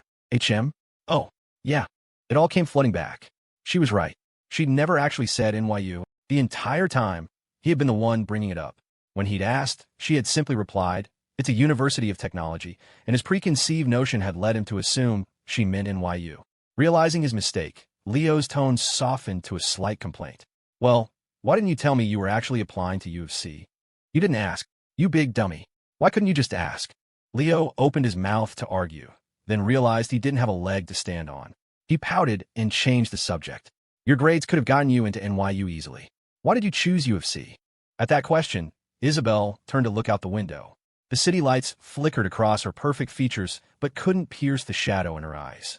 The mention of her deceased mother, a topic that rarely surfaced, caused a flicker of vulnerability in her gaze, a fragility she quickly suppressed. She bit her lower lip, leaving a faint white line, her hands unconsciously tightening on the hem of her clothes, knuckles turning white. She sat in the corner of the car, long fingers resting on the window frame, her posture as straight and rigid as an iceberg. Finally, her lips parted. I don't like New York. Besides, my mom was from Crestview. Oh, the air in the car grew heavy. Isabelle had locked her grief away behind a wall of cool indifference, but Leo could still feel it. He wanted to comfort her, but the words felt hollow and inadequate. He lost both his parents. He knew from experience that no amount of well-meaning words from others could truly touch that kind of pain. Lester, sensing the shift in mood, cleared his throat. Mr. Yeager, it's true that the young miss chose U of C because her mother was from Crestview, but there was another reason. Lester. Isabelle's face flushed, and she cut him off immediately. This only piqued Leo's curiosity. Another reason? What is it? He pressed. Lester, you're not allowed to say it. If you do, I'll find another driver. This time, she sounded genuinely panicked. Hearing he might be replaced, Lester immediately clammed up. Ahem, you must have miss her, Mr. Yeager. I didn't say anything just now. Nonsense, I definitely heard you say there was another reason. You must be drunk, sir. Leo stared, then turned his narrowed gaze on Isabelle. He's too scared of you to talk. So you tell me. This time, I'm asking you directly. You can't use the you didn't ask excuse again. Isabelle just let out a little humph. But this time, I don't want to tell you. Leo's eye twitched. He felt completely stonewalled. But just then, he heard her thoughts. You're a bad man, Lester. I'm never telling you my secrets again. Phew, that was close. I almost let Leo find out I stayed in Crestview for him. Leo's heart skipped a beat. He looked at Isabelle, his expression complex. The moment he'd heard she was going to U of C with him, he had suspected it. He just hadn't dared to believe it. Now, her thoughts had confirmed it. But that confirmation only made him more anxious. Since the summer, she had been so forward, so direct with her feelings. Leo didn't feel like he had the ability or the standing to accept her affection. He spoke with difficulty. Your dad was okay with you staying in Crestview for college. Of course not. But he can't control me, she said, a hint of pride in her voice. Leo looked at her profile, a mix of heartache and profound affection welling up inside him. He thought to himself that he would never meet anyone as wonderful as her again. When you've already found a perfect 10, everyone else falls short. An hour later, the car pulled up to the gate of the Maplewood. Before getting out, Leo looked at Lester with narrowed eyes. By the way, Lester, back at the banquet hall, having Mr. Reed come in at just the right moment to expose that the place belonged to Isabelle's family. That was your idea, wasn't it? That whole thing had your fingerprints all over it. No one could stage a scene that dramatic without reading hundreds of those cheesy romance novels. Leo couldn't imagine someone with Isabelle's personality coming up with such a calculated move. She would have just told Chloe the truth directly, not use a manager as an intermediary. It had to be the work of a seasoned connoisseur of dramatic fiction. Lester's smile froze for a split second before returning. He waved his hand dismissively. You flatter me, Mr. Yeager. I would never read such things. You must still be drunk tonight, sir, he said, subtly pushing a book titled The Undercover further under his seat. A bead of cold sweat trickled down his neck. After Leo and Isabelle got out of the car, Lester followed. Miss, he said, before we left New York, I contacted the staff here and had them clean the apartment for your arrival. Okay, Isabelle acknowledged, her eyes drifting toward the convenience store by the complex gate. Leo, I'm going to buy something. All right, I'll wait for you. Leo had started to go with her, but stopped himself. It was the beginning of the month. Her period was probably due any day now. Having returned from New York in a hurry, she likely hadn't brought much with her. Thinking about it, Leo suddenly connected a lot of dots he'd previously missed. It seemed Isabelle had planned to stay in Crestview ever since graduation. Why else would she have enrolled in a driving school here? And she'd never given up her lease at the Maplewood. If he'd paid more attention, he would have realized she never intended to stay in New York. With Isabelle gone, Leo turned to Lester. She's wanted to stay in Crestview for a while, hasn't she? Going back to New York was just for a visit. Yes, Mr. Yeager, Lester confirmed without hesitation. Leo nodded, then asked cautiously, and her father was okay with her going to school here? At first, the master was strongly against it. He was furious, in fact. Leo frowned. So what changed his mind? At this, Lester's gaze drifted toward the convenience store, a look of profound sadness crossing his aged features. He sighed softly before speaking. To be accurate, it wasn't that the master relented. The truth is, the young miss was able to come to U of C not because of her persistence, but because the master's personality is even more stubborn than hers. He never goes back on his word. But the turning point came when the second mistress became pregnant. The master's focus has shifted entirely back to New York. And the second mistress? Ahem. The young miss, and she do not have a good relationship. The second mistress has always wanted the young miss as far from New York as possible. So, when she learned of the young miss's desire to stay in Crestview, she was thrilled. She personally went to the master, telling him that his daughter was grown up and deserved her freedom. But in the end, it was because she... Lester stopped abruptly, his serious expression vanishing, replaced by his usual placid smile. Mr. Yeager, you're a smart man, and I still need to earn a living in the Thorne household, so I won't say any more. It was because her stepmom wants her own child to inherit Thorne Industries. Leo finished, stating the obvious. Just then, Isabelle returned, carrying a black plastic bag. Lester's expression didn't change. Whatever you say, Mr. Yeager. I know nothing. Well, I'll be on my way. In any case, he added, his voice dropping, please, take good care of her. You must. With that, Lester got back into the Maybach and drove away. Isabelle rejoined Leo. Let's go, Leo. It's been a while since I've been back. Yeah, knowing the full story behind her decision. The family politics, the grief, the sacrifice. Leo looked at her, and his heart filled with a profound tenderness. The graduation party was on August 10th, and U of C's move-in day was the 15th. For the next few days, Leo and Isabelle fell back into their comfortable routine of shameless yet entirely innocent, good neighborly living. In the mornings, Lester would take Isabelle for her driving lesson. In the afternoons, they would sit at home, engrossed in browser games. And during these few days, Leo finally taught Isabelle a new position. Or rather, a new game, Bleach versus Naruto. The day before classes started, however, Isabelle refused to go to her lesson. Lester, I don't want to go today. But miss, after today's lesson, you'll be ready for your road test. I just don't want to go. Chad is a bad man. Isabelle pouted, looking genuinely angry at the mention of her driving instructor, Chad Morgan. Hearing this, Lester's expression hardened. Miss, Was Chad Morgan rude to you during your lesson? I'll contact the head of the driving school immediately. He was already planning to have the man fired. He had specifically requested the best treatment for his young miss. Isabelle nodded emphatically. Yes, Lester. He's always so passive-aggressive when he teaches me. Oh, for instance, my starts are terrible, but he says they're very smooth. I stalled the car, and he still said I was the most talented student he'd ever seen. He's clearly mocking me. The fire of righteous anger in Lester's heart was instantly extinguished. So, it's not that he was rude, he thought. He was too nice, to the point that the young miss thinks he's being sarcastic. Just as Lester was trying to figure out how to explain this, the door to 1001 opened. Leo stepped out holding a bag of trash, clearly intending to leave it by the door for later. He looked surprised to see them in the hallway. Hey, Lester, Isabelle, why are you guys still here? No driving lesson today. Lester managed a weary smile. Mr. Yeager, the young miss says her instructor is being passive-aggressive, so she doesn't want to go. That's easy. Lester, you could teach her today. Your skills are definitely better than any driving instructor's. Lester paused, a flicker of excitement in his eyes. Could I really be qualified to teach the young miss? But Isabelle shook her head dismissively, then looked at Leo with a hopeful, expectant gaze. If Leo were my instructor today, then I'd go. Leo felt a strange sense of déjà vu. He was pretty sure he'd seen this exact plotline before, on some of those websites that came with a browser warning.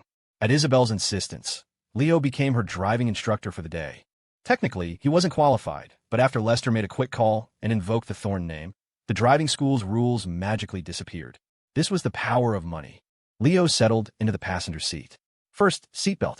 Then adjust your seat until you're comfortable. Okay, why is Leo being so serious? I'm a good driver. I just get a little nervous when there are a lot of people around, but I have all the basics down. Leo chuckled to himself, not believing a word of her inner monologue. Before they'd even gotten in the car, he'd already gotten the full report from both Lester and her actual instructor, Chad Morgan.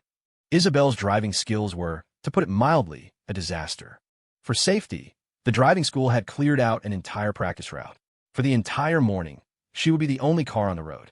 Soon, following Leo's step-by-step instructions, Isabelle started the car and successfully pulled onto the practice route.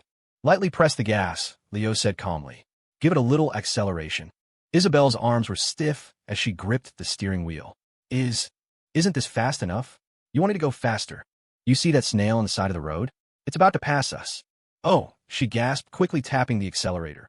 The car maintained a steady 20 miles per hour as she completed the first section of the course, driving in a straight line. After that came the first traffic light. Before Leo could say a word, Isabelle expertly shifted into neutral, applied the brake, and pulled the handbrake. She didn't say anything, but her triumphant thoughts flooded his mind. See, Leo? Aren't I amazing? Praise me. Leo took a few seconds to formulate a compliment. But just as he was about to speak, the light turned green, and Isabelle made no move to go. 20 seconds later, the light turned red again. She was still sitting there calmly. The praise died on his lips. He stared at her dumbfounded. She stared back, her large, clear eyes filled with confusion. Leo couldn't help it. He burst out laughing. Isabelle, you don't go on red, and you don't go on green or yellow either, he said, shaking his head. What's the problem? Is there no color you like? It took her a second to realize her mistake, and then her face turned bright red. She fumbled with the handbrake, shifted into first, and lifted the clutch. In her panic, she stalled the car. That was the last straw for the car waiting behind them. A loud, insistent horn blared. Stalling in the middle of the road, with someone honking behind her, sent Isabelle into a full-blown panic. Her cool composure vanished. Leo, what do I do? She cried out, her voice frantic. It's fine, ignore them. Shift back to neutral, restart the engine, and then follow the normal steps to start. But the incessant honking was making her dizzy with anxiety. Leo, where's the gear shift? I can't find it. The shifter? It's in my heart. It's in all of our hearts. Leo deadpanned, cracking a weary smile. He realized the honking was making things worse. With a sigh, he reached over, turned on the windshield wipers and the hazard lights, then gave the horn a few random, arrhythmic taps. The car behind them immediately fell silent. Isabelle looked at him, amazed. Leo, is that like a secret driver language? They stopped honking as soon as he did that. A secret language? Sure, let's go with that. Leo's lips twitched. In reality, that sequence of actions was the universal signal for, I am a dangerously incompetent new driver. If they kept honking, she probably would have accidentally shifted into reverse and floored it straight into them. They weren't being polite. They were terrified. After a morning of lessons, Leo felt like a broken man. As they left the driving school, he looked at her with grave seriousness. Isabelle, promise me you'll never drive. Please, don't put Lester out of a job. You're a bad man, Leo, she huffed, glaring at him before stomping off. Leo just shook his head and followed her. He was getting used to her randomly bestowing good person and bad person cards. It was actually kind of cute. That afternoon, they met up with Kevin and went to the mall to buy some last-minute supplies for school. For dinner, they decided on a new Korean barbecue place that had been blowing up on TikTok. As a result, the line was huge. Just as they were about to be seated, two men built like cartoon superheroes, all bulging impossibly large muscles, cut right in front of them. Kevin was instantly furious and started to confront them, but Leo held him back. Let it go, Kevin. It's just one table. We can wait a few more minutes. Those guys are huge, and you heard how they were talking to the hostess. They're not looking for a friendly chat. It's not worth it. Their muscles are fake. Kevin protested. They just look strong, but really. He trailed off as one of the men casually glanced over his shoulder at them. Kevin flinched but tried to maintain his bravado. They just look strong, but they're useless. Like if I fought one of them, he'd probably kill me with one punch. I'd die, but I still wouldn't respect him. The August sun beat down on Crestview, a great, invisible beast. It hung in the sky like a giant ball of fire, relentlessly scorching the air. Every breath felt like inhaling flames. August 15th, move-in day for freshmen at the University of Crestview. Leo dragged his suitcase out of his apartment building and looked up at the sky with a sigh. Starting school in this heat, with orientation starting the day after tomorrow. Even Superman would be overheating out here. 5 minutes later, Kevin pulled up to the curb in his dad's old black Honda Accord. He rolled down the window and waved. Leo, over here. TSK. You were willing to drive your dad's Mercedes to the graduation party, but to take me to school, you bring out this old clunker? Don't even talk about it. I got wasted that night, and the designated driver was taking me home when I threw up. The smell was horrendous. My dad almost took off one of my legs when I sobered up. Kevin looked miserable just thinking about it. He got out to help Leo with his luggage. Man, I can't believe my school starts 2 days after yours. It's killing me. I'm so curious about what college life is like. College life. It's good, Leo said with a meaningful smile. Kevin paused. Wait, are you saying life is good, or, both? Just as he was about to lift his suitcase, the familiar Maybach S680 purred to a stop beside them. Lester got out and greeted them with a nod. Mr. Yeager, heading to campus, are you? The young miss has just instructed me to give you a ride. No need to trouble Kevin. Huh. Leo's eyes narrowed, and he immediately glanced up at Isabelle's balcony. Sure enough, just as he turned, he saw a figure dart away from the railing. She must have seen him waiting for Kevin.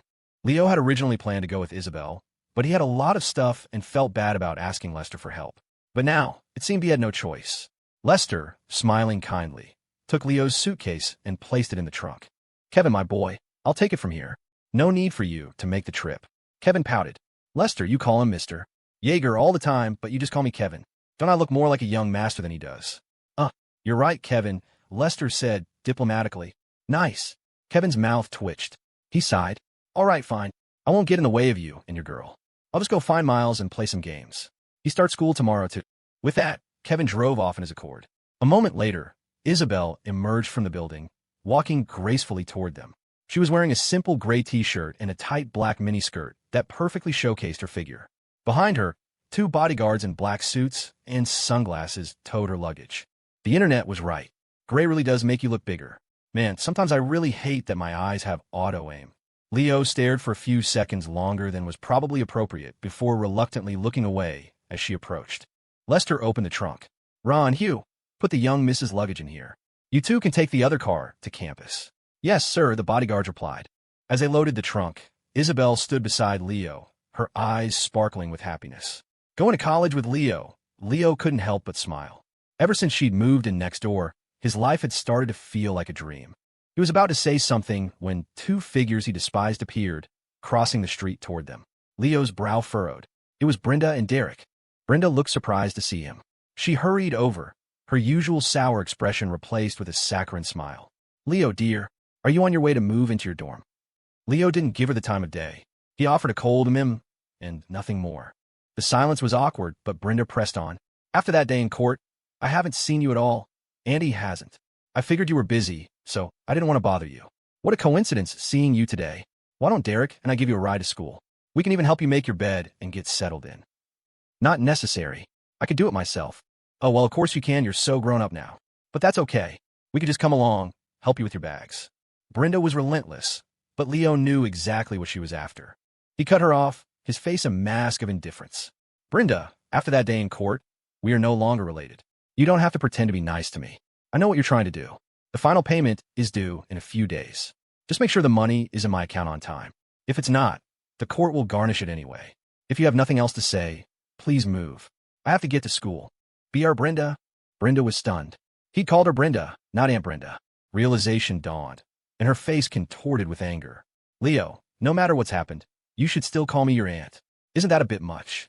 Leo let out a humorless laugh. Brenda, have you forgotten what you used to say when I was little? That if you had the choice, you'd die before you'd be my aunt. Well, now's your chance. We can get the paperwork to formally sever ties. We'll have nothing to do with each other. Isn't that what you always wanted? Brenda trembled with rage. It took her a moment to find her voice. Fine, you're a cruel boy, but for now, you still have to call me Aunt Brenda. We are still family. We've already paid you $10,000. For the remaining $15,000, for the sake of family, you should just let it go. You're not really going to make us pay the full $25,000, are you? There was a time I thought of you as family, Leo said, his voice devoid of emotion. But you never thought of me that way. So, I'm sorry, but we were never family. And why shouldn't I demand the full $25,000? That was the court's judgment. If you have a problem with it, you can appeal. I'll be waiting. Brenda was completely floored. She had brought Derek along today to try and butter Leo up, to gently persuade him to forgive the remaining $15,000. She never imagined he would see right through her and give her zero leeway. Seeing that her soft approach had failed, Brenda switched to her usual tactic, shameless bullying. After the lawsuit, no lawyer in Crestview will take our case. We can't appeal. You ungrateful brat. If you won't show me any respect, then I'll drop the act, too. If you insist on making us pay, I'll camp out on your doorstep and never leave. Go ahead and call the police. They can only hold me for 24 hours. The second I'm out, I'll be right back here. Leo's eyes narrowed, just as he expected. She couldn't change. Do whatever you want, he said with a shrug. I'm going to college. I'll only be back for breaks. You can camp out all you want. I won't be here to see it. You. Brenda was speechless again. Seeing his mother floundering, Derek stepped forward. Leo, who do you think you're talking to? Do you want me to? What? You want to fight me? Leo's eyes hardened, and he took a step forward. He wasn't as built as Kevin, but he could easily handle Derek, a skinny, video game-addicted kid who was shorter than Isabelle. Derek flinched and took a step back. Leo laughed. Derek, you talk a big game for someone with nothing to back it up. You think you can intimidate me? I can make you cry with one punch. You think just because you bullied me when we were kids that I'm still a pushover?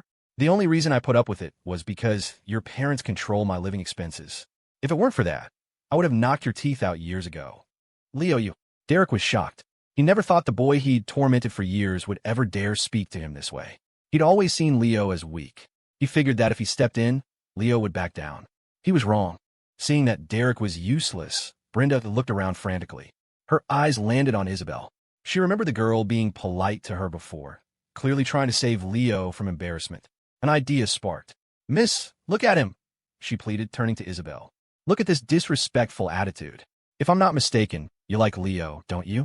If you can just convince him to be reasonable, I will give you my full blessing to be together. Don't you want his family to approve of your relationship? This time, however, Isabelle's face was as cold as ice. Leo, and I do not need your blessing. She took Leo's hand. Lester, let's go.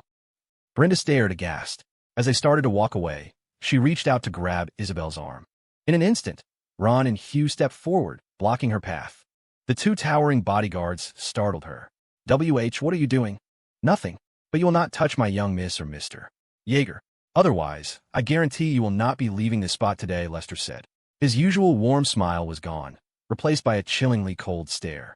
Seeing his mother intimidated, the 5-foot-something Derek, in a fit of rage, picked up a loose brick from the roadside and raised it to attack. The next second, he was in a chokehold, his face turning beet red as Ron squeezed. The brick clattered to the ground. Watching the scene, Leo offered some helpful advice.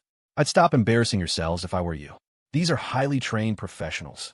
You could try to bully me, but if you try to bully the young miss of the Thornton family, you're going to get hurt. Be bodyguards. Brenda looked from Ron and Hugh to Isabelle, then back again. It finally dawned on her that Leo's little neighbor was someone important. Ordinary people didn't have bodyguards. Lester smiled at Isabelle and Leo. Mr. Yeager, let's get in the car.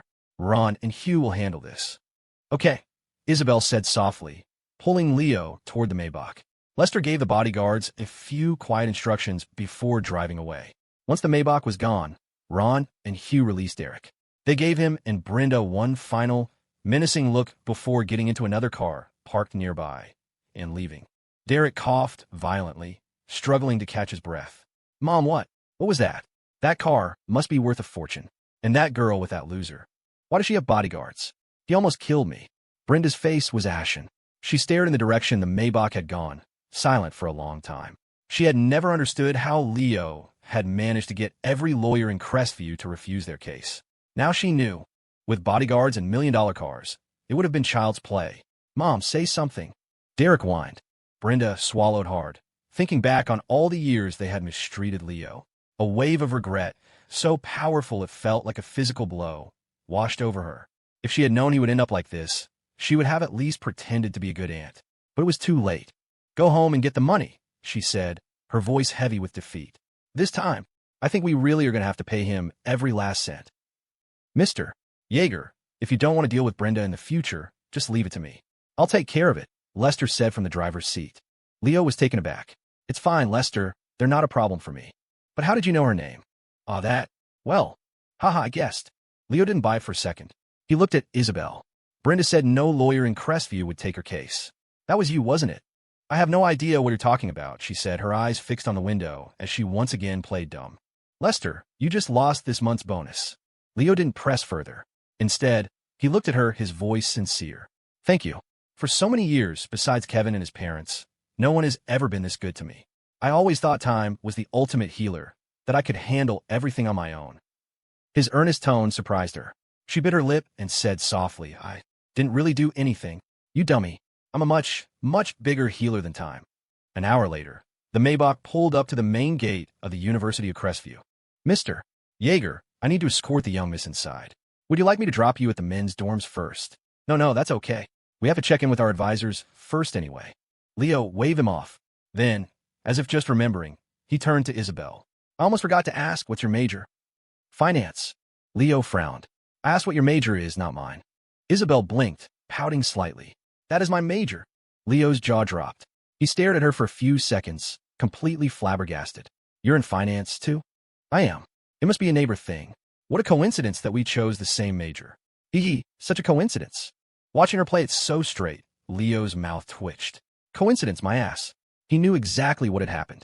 Kevin, that traitorous bastard, must have sold them out when they were filling out their applications in that gaming lounge back in the Ozarks. Fine, we'll call it a coincidence, he muttered. That damn Kevin is completely wrapped around your finger. He then asked, so what class section are you in? Don't tell me you're in section 1 with me. I'm in section 2. Okay, well, I'm gonna go check in. I'll find you after I get my stuff sorted. Okay, Isabelle said with a soft smile. Leo got out, grabbed his suitcase, and headed toward the check-in table for Finance Section 1. The Maybach parked at the entrance had already drawn a lot of attention from new students and orientation leaders. They had been staring, waiting to see which young master was gracing their campus with his presence. When Leo stepped out, a wave of murmurs went through the crowd. Of course, a rich kid. You could just tell from the way he carries himself. He's kind of cute. I wonder how many buildings his family donated to get him in. What are you talking about? Maybe he got in on his own merit. Look at that confidence. His family's assets have to be in the tens of millions, maybe even hundreds of millions. I'm never wrong about these things. Leo overheard the whispers and had to suppress a grin. These people were hilarious. He was just hitching a ride, and they had already promoted him to the status of a young master. Never wrong? Buddy, you were wrong on the first guess. What part of me screams, rich kid? After Leo left, Lester slowly drove the Maybach onto campus. He smiled at Isabelle. Miss, you could have been in the same class section as Mr. Yeager. Why did you deliberately choose a different one? We're already in the same major. Being in the same class would have been too obvious. I didn't want him to think I did it on purpose, she said, her expression neutral. Lester blinked. But miss, being in the same major is already quite deliberate. Mr. Yeager has almost certainly figured it out. So what difference would being in the same class have made? Isabelle's expression froze. A few seconds later, she said quietly, Lester, you've also lost next month's bonus. Lester was baffled. Also, when did I lose this month's bonus? Leo followed the directions from his acceptance letter and the call he'd gotten from his advisor a few days prior. After finishing his registration, he was heading toward the men's dorms when he saw a familiar figure in the crowd. But just as quickly, the person was swallowed by the throng of people and disappeared. Leo raised an eyebrow. No way it's that much of a coincidence, he mumbled. What is she doing here? He shook it off and continued to dorm 2, room 415. The undergraduate dorms at U of C were all quads. When Leo pushed open the door to 415, he found his 3 other roommates had already arrived. They were gathered in a circle, seemingly in the middle of introductions. Hey, the last one's here, one of them said with a grin. Perfect, the whole squad's here. The one who spoke, a scholarly-looking guy with black-framed glasses, went first. I'm Felix Foam, from Oak Ridge. I love League of Legends. My Yasuo is sick. Across from him, a guy about Leo's height introduced himself as Ned Neo from the Ozarks. His thick southern drawl was unmistakable. He warned them in advance not to mind him if he cooked spicy food in the room. The last one, a guy with a head of curly blonde hair, had an incredible name, Rex Gao. He said he was from out west, and his dad was an oil tycoon. When it was Leo's turn, Felix told him to share something interesting about himself, not just his name. Leo thought for a moment. I'm Leo Yeager, from right here in Crestview, he said. I don't really have any special talents, but my neighbor has really long legs. I'm Leo Yeager, from right here in Crestview. I don't really have any special talents, but my neighbor has really long legs. Leo had racked his brain and couldn't think of a single talent. In high school, he could have said he was a good student, but this was U of C, a place overflowing with geniuses. Being a good student wasn't a talent here. It was the bare minimum. So, he went with the classic. Having a neighbor with long legs had to count for something, right? Felix, Ned, and Rex all stared at him, their expressions bewildered. Bro, that's a talent? Felix asked. Leo rubbed his nose and chuckled awkwardly. Why not? Do any of you have a neighbor with really long legs? Good point. My neighbor is an old lady. Her kids don't have long legs, Ned said, stroking his chin with the pure, unadulterated sincerity of a college freshman. Ned's thick accent and folksy phrasing made the others laugh. And just like that, the ice was broken. The atmosphere in the room lightened considerably. Felix pulled a pack of cigarettes from his pocket and offered them around. To Leo's surprise, both Ned and Rex took one. Great. For years of secondhand smoke. After they'd lit up, Rex cleared his throat, reached into his suitcase, and pulled out a bottle of Flying Fairy Maudai. So, I drove here from out west, he began with a theatrical sigh. Before I left, my grandma was worried I'd get thirsty on the road, so she gave me a beer. I told her you can't drink and drive, so she gave me this instead. She doesn't really get it, and I didn't want to be rude, so I just threw it in the trunk of my Benz and brought it with me. He was trying to sound put upon, but they all saw right through it. A bottle of Maudai cost a small fortune. This was Rex's way of casually flexing, making sure they knew his dad really was an oil tycoon. Felix pushed his glasses up his nose. Your grandma sounds terrifying, giving you booze for a road trip. I think what she was really saying was, Rex, my dear, you've met your mother, but have you met my mother? Drink this, and you will. Ta-ha! Leo and Ned exploded with laughter. Felix was sharp. Leo chimed in, yeah, she was probably thinking the cops say you can't drink this, but Grandma says you can. Grandma loves you. Rex looked a little embarrassed, realizing his attempt at a humble brag had been too clumsy. He quickly changed the subject. She'd have spoiled me. Anyway, tonight, let's hit up a night market, get some barbecue, and kill this bottle. Sounds good to me, Ned said enthusiastically. A good way for us to get to know each other. I can hold my liquor. With a plan in place, the 4 of them started making their beds and cleaning the dusty dorm room. In one of the lockers, they found a stack of sticky notes left by a previous resident. They huddled together to read them. To the new residents of 415, listen up. The following words are the collected wisdom of generations of 415 alumni. For the next 4 years, remember this. Remember. Love yourself before you love anyone else. Don't go broke trying to impress a girl, only to end up eating ramen every night. Use that money to buy your mom a gift. No matter what it is, she'll love it. Remember, love your MOM. It takes a villain to beat a villain, and a player to handle a drama queen. Simps don't deserve to live, and being a nice guy is worse than being nothing at all. You and her are like 2 parallel lines. You will never intersect. When you realize you're just a supporting character in her story, not the main hero, cut your losses immediately. The supporting character's only job is to move the plot along for someone else. After reading through a dozen of these notes, the four of them fell silent. Finally, Felix broke the silence. Damn, what kind of girl did this to our predecessors? I came to college hoping to find a sweet, romantic relationship, Ned said. It can't be as bad as all this, can it? Feels like these guys got hurt once and decided all women are evil. Leo just pursed his lips. Felix was so young, so naive. Not all girls were like that, of course, but S-tier villains like Chloe and Sophie definitely existed. The world was a wild place. Once the room was clean, they sat around and chatted. But they were still strangers, so the conversation was stiff with everyone putting on a front. Ned and Felix both claimed they were going to study hard, aiming for grad school and a life in academia. Rex, after a moment of silence, mumbled that he was also going to study hard, though it was clear his heart wasn't in it. Leo just laughed. Come on, guys, we're in college now. Let's drop the act. Let's talk about what guys in a dorm room actually talk about. This was U of C, a place packed with geniuses. But he refused to believe that after years of nonstop studying, they were all still this eager to hit the books. Maybe some were, but not these three. They didn't have a look. As predicted, his words were met with silence. After a long pause, Felix finally broke. All right, fine. I'm only here to do three things. Talk to upperclassmen girls, get a girlfriend, and hit Challenger. Me too, Ned mumbled, his face turning red. Leo thought to himself, talk to girls, get a girlfriend, and hit Challenger. Isn't that all the same thing? Oh wait, maybe he meant a different kind of Challenger. Rex dropped his act too. A wide, cocky grin spread across his face. Okay. I've never liked studying. My parents forced me to get into this school. Now that I'm here, no one's breathing down my neck. I'm just going to coast until graduation. I'm an only child, so I can go back and inherit the family business whenever. He took a drag from his cigarette, his eyes narrowing. Oh, by the way, when I was checking in today, I saw this absolutely gorgeous senior. Her body was insane. At the mention of a girl, Felix and Ned's eyes lit up. They started chattering excitedly about the attractive girls they had seen, even noting which dorms they lived in. Their posture straightened, their eyes gleamed. Leo just smirked. So this was their true form. He had seen right through their good student facades. He said. I knew you guys were full of it. After about half an hour conversation, Leo had a pretty good read on his three roommates. Felix Phone was the type who, after 12 years of nonstop studying, had zero interest in hitting the books in college. He just wanted a game and find a girlfriend. He was smooth, knew what to say and what not to, and never let a conversation die. Ned Nyo was a classic farm kid, honest, straightforward, and a little goofy. The kind of guy who'd make a great friend, someone who would have your back when it really counted. As for Rex Gao, he was a pure, uncut tryhard. 9 out of 10 sentences were a flex, and the 10th was just the setup for the next one. He gave off the distinct vibe of someone with more ego than assets.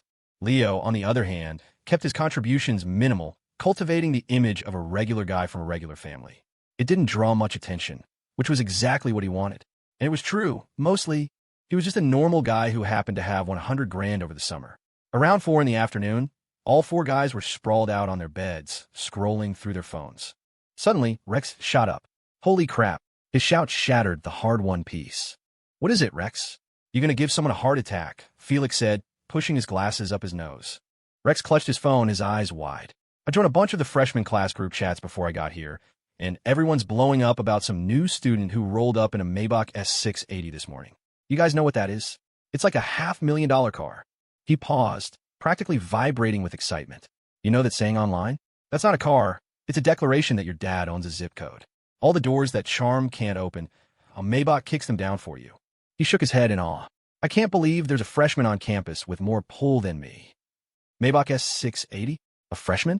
The two keywords landed like stones in Leo's gut. Seriously? He thought.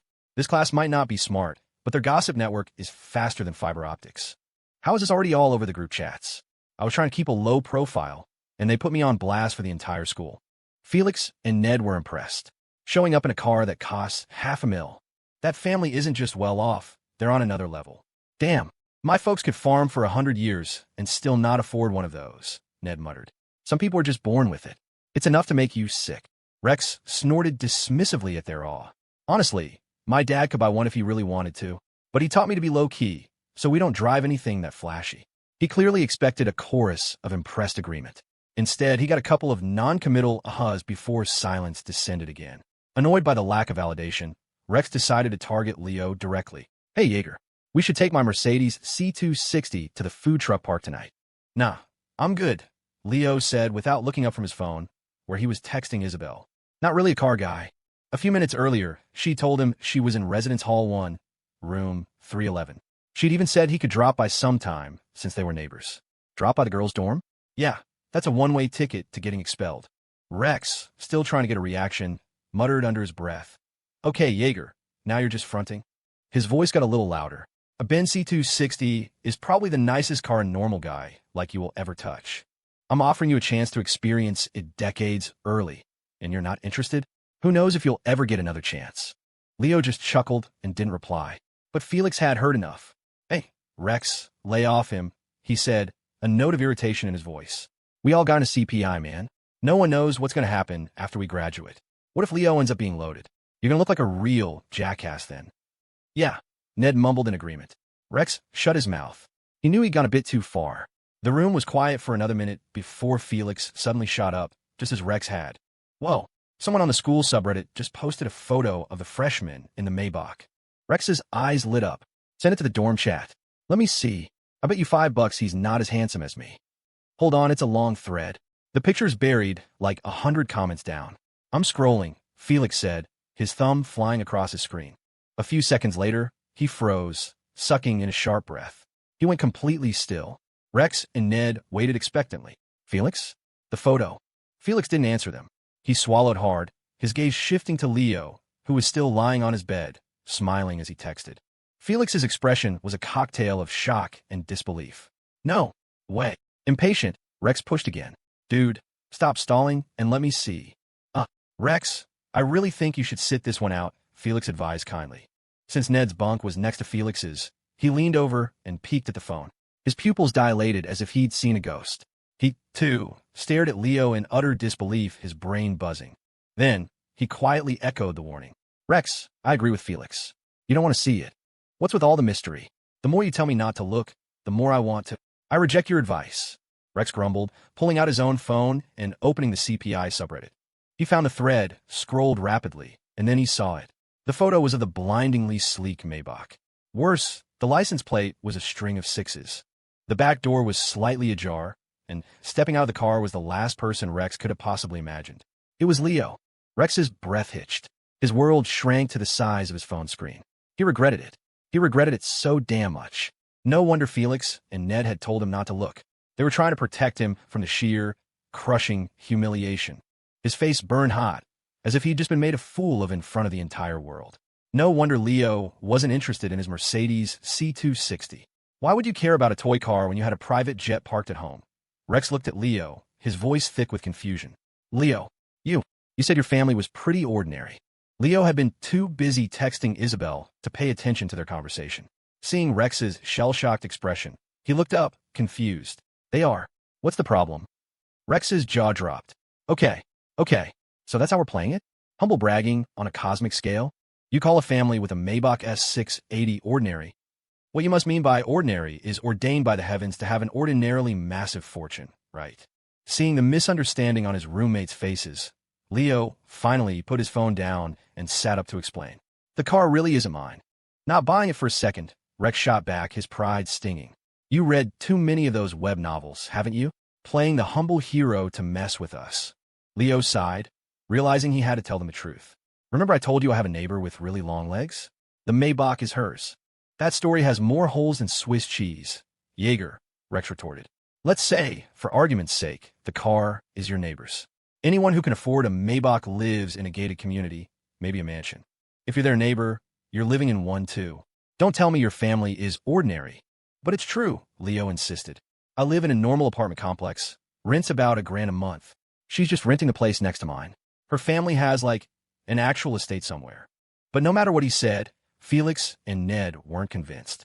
They were sure Leo was just a rich kid trying to act humble. Only Rex's face remained grim. He'd spent the entire afternoon laying the groundwork, trying to flex on his new roommates for a cheap thrill. And for what? Felix and Ned were barely impressed by him. But now they were practically hero-worshipping Leo for denying he was rich. Rex felt like he'd just been the setup for Leo's ultimate unintentional flex. He spat out a curse under his breath. Damn, I've been schooled. The most lethal flex, it turned out, was the one you never meant to make. Meanwhile, in Residence Hall 1, room 311. This was Isabelle's room. Not being one for small talk, she had unpacked her things, introduced herself to her 3 roommates, and then retreated to a chair with her phone to text Leo. The other 3 girls had congregated on the far side of the room, whispering. The one with the most prominent chest, Zoe Chong, had arrived first and promptly declared herself the unofficial room leader. The other 2 were Haley Xia and Jessie Chiao. Zoe, Haley, you remember, right? Jessie whispered. I came in at the same time as Isabelle. Downstairs, she had these 2 guys who looked like bodyguards carrying her luggage. If the RA hadn't stopped them, I think they would have carried it all the way up here. Zoe's brow furrowed. Bodyguards? Seriously? That's like something out of a TV show about high society. Who brings bodyguards to college? I'm not kidding. When I walked past, I definitely heard them calling her Miss Thornton, Jessie insisted. Haley covered her mouth, her eyes wide with surprise. No wonder she gives off such an intense, Ice Queen vibe. She's an actual heiress. Jessie pouted. Ugh, you know how those rich girls can be, total princess syndrome. I hope we don't end up being her personal servants for the next 4 years. Jessie, don't say that. Zoe chided gently. We just met her. We shouldn't jump to conclusions. Zoe disliked gossiping, especially now that she was the self-appointed den mother of room 311. The last thing she wanted was for a roommate to be ostracized on the first day. So, she stood up and walked over to Isabelle. Isabelle, she said kindly, since we're going to be living together for the next 4 years, I was thinking we should all go out for dinner tonight. Get to know each other, you know? What do you think? Isabelle looked up, a flicker of surprise in her eyes. The truth was, she wanted to talk to them from the moment she arrived. She hated the labels people gave her: Ice Queen, unapproachable, spoiled rich girl. She wanted to make friends desperately. But years of quiet habit were a hard thing to break. The words had formed on her lips several times, only to die in her throat. Now, Zoe's invitation was a lifeline. It filled her with a rush of surprise and joy. Zoe Chong is a good person, she thought. Isabelle nodded slightly. Okay, my treat. No, it's our first time meeting. We'll all just split it. Zoe smiled. Oh, okay. Zoe smiled at her again before returning to Haley and Jessie. Haley frowned, leaning in to whisper to Zoe again. See? You were so friendly and warm to her, and she just gives you that blank stare. Isn't that a little disrespectful? Haley, stop overthinking it, Zoe sighed. Some people are just like that. It's just her personality. She shot Haley a look that said to drop it. Haley glanced over at Isabelle and let out a soft huff. Sitting in her chair, Isabelle heard them. Her long eyelashes trembled, and a wave of disappointment washed over her. She stood up and quietly left the room. Seeing her leave, Zoe turned to the other 2, exasperated. Seriously, you 2? You don't know anything about her, but you're already judging. We have to live together. Can we please just try? It was just after 5. Leo and his roommates were debating where to go for dinner when his phone buzzed. It was another message from his neighbor. Leo, the fountain on campus is beautiful. Oh yeah?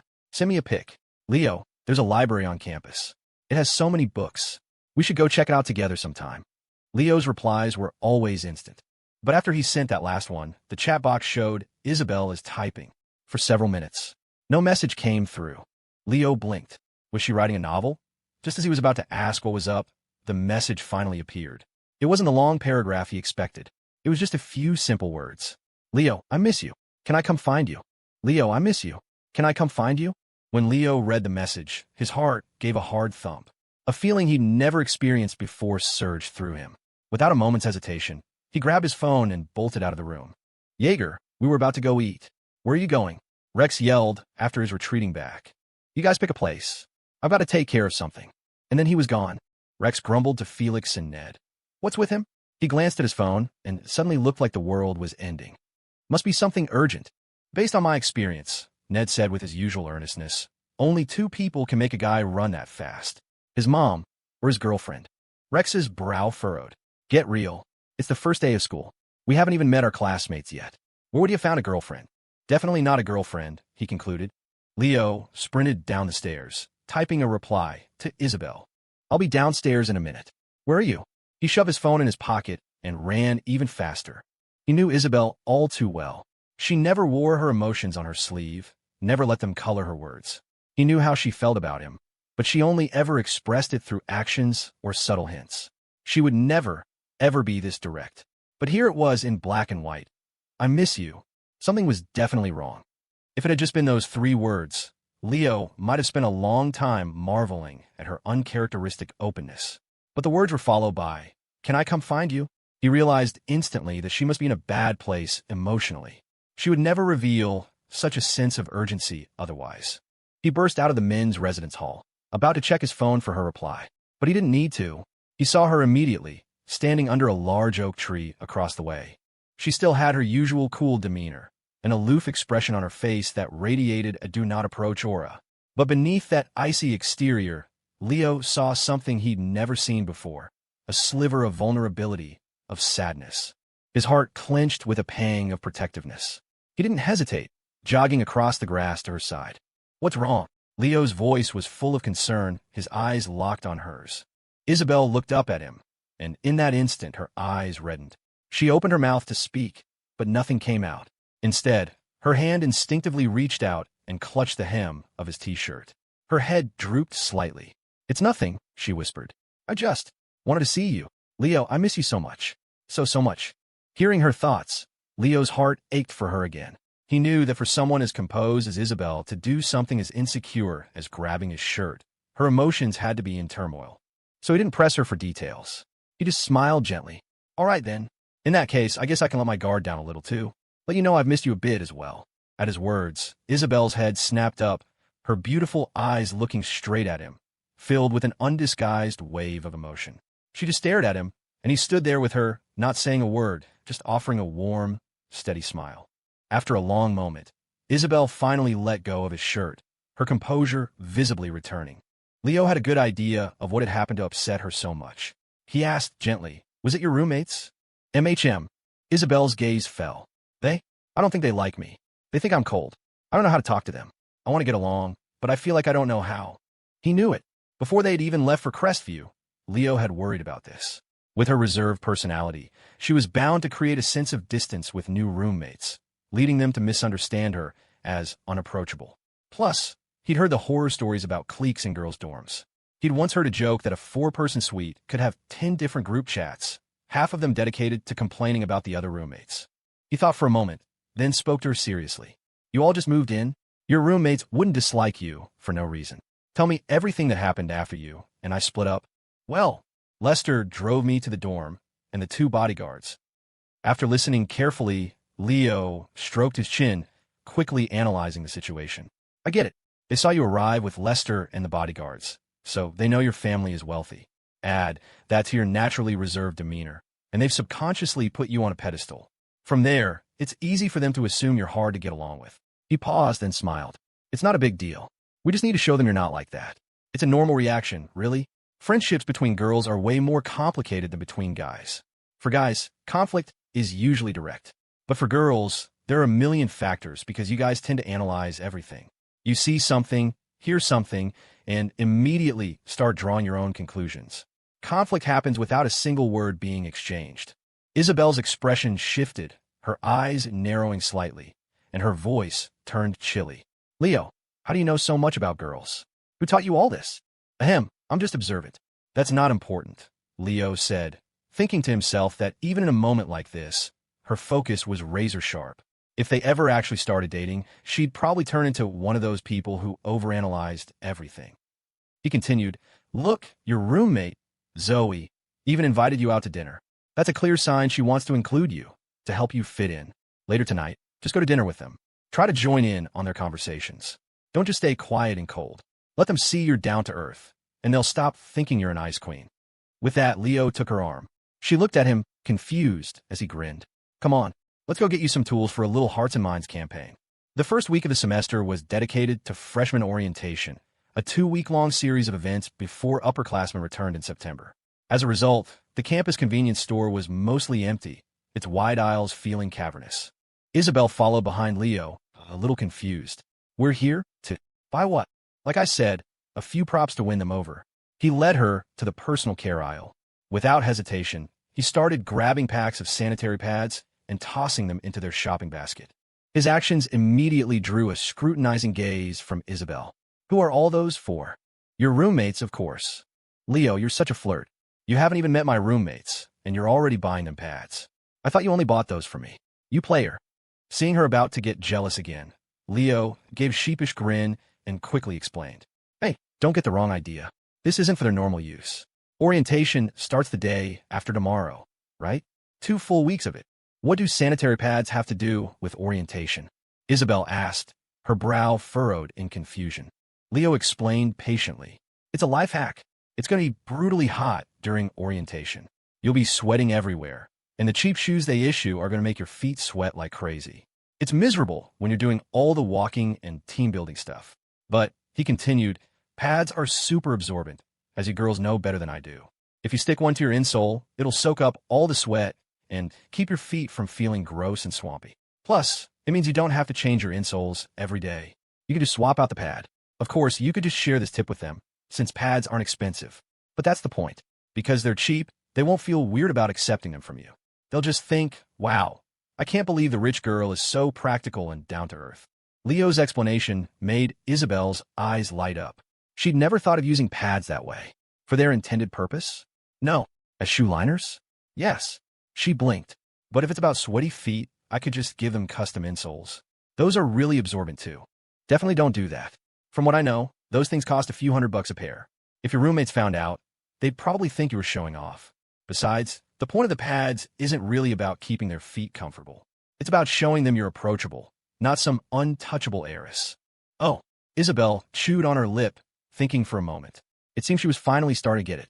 Seeing his point had landed, Leo led her to the snack aisle and had her pick out some inexpensive treats to share with her roommates later. I know this one. I know this one.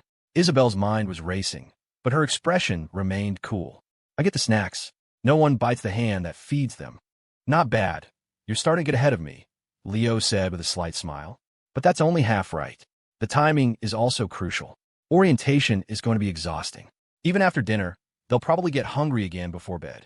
The campus stores will be closed, and it's too far to go off campus. That's when you break out the snacks. Maximum impact. Oh, okay. Soon, their basket was full, half with snacks, half with pads. The strange combination drew odd looks from a couple of cashiers and other students in the store. Leo just scoffed.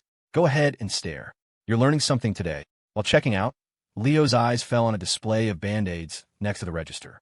He paused, then quietly grabbed 2 boxes and added them to the pile. Isabelle pursed her lips, certain she had it right this time. Leo, the Band-Aids are for when the cheap shoes give them blisters, right? To give to them with the pads. Ahem. Well, usually if you wear the right socks, you won't get blisters. These are for something else. What for? Leo's expression turned a bit awkward. He mumbled, for covering things. Leaving the store, Isabelle's mood was noticeably better than when he'd first found her. Leo breathed a sigh of relief. He walked her to the entrance of her dorm and handed her the bag of supplies. Here you go. Head on up, he said. And remember what I said. Hand out the pads first.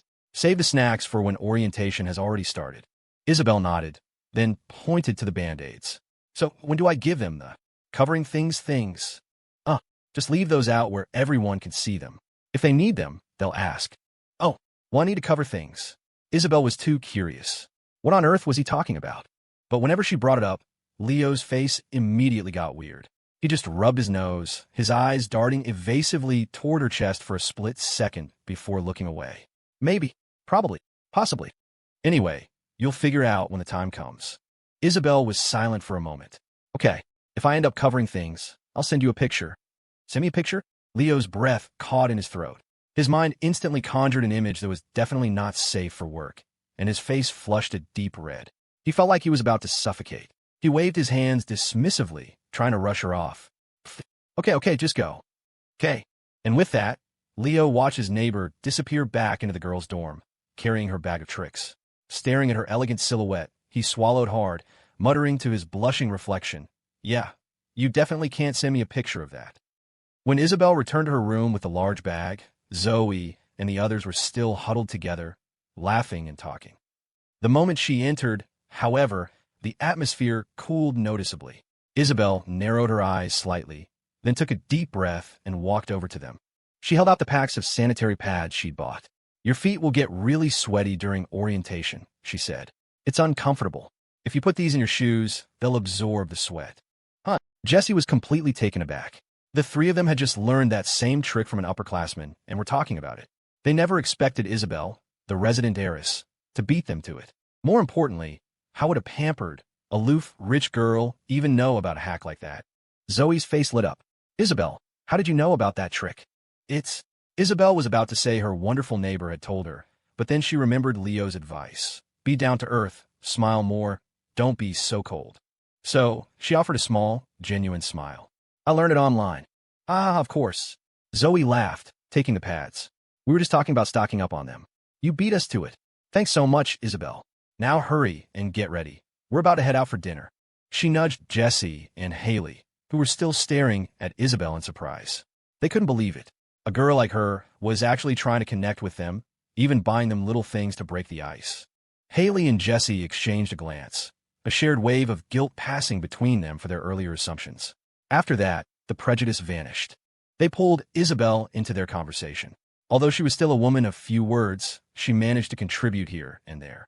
Her slightly awkward, deadpan comments made Zoe and the others giggle, and they quickly dubbed her their adorable Ice Queen. They realized then that her aloofness wasn't a choice. It was just her nature. She wasn't looking down on them at all. Just then, Isabelle's phone vibrated. It was Leo, checking in on her. Isabelle looked up at the now warm atmosphere in her dorm room, at her roommates who no longer kept their distance. A shimmer of pure joy lit up her eyes. It was true. That boy was still the same. He never wrote an unfinished story. He was the single, most breathtaking plot twist of her youth. Just like the buzz of the cicadas this summer. Louder than any year before, but no amount of overgrown branches outside the window could ever hope to dim his brilliant light. Rex, where the hell are you guys?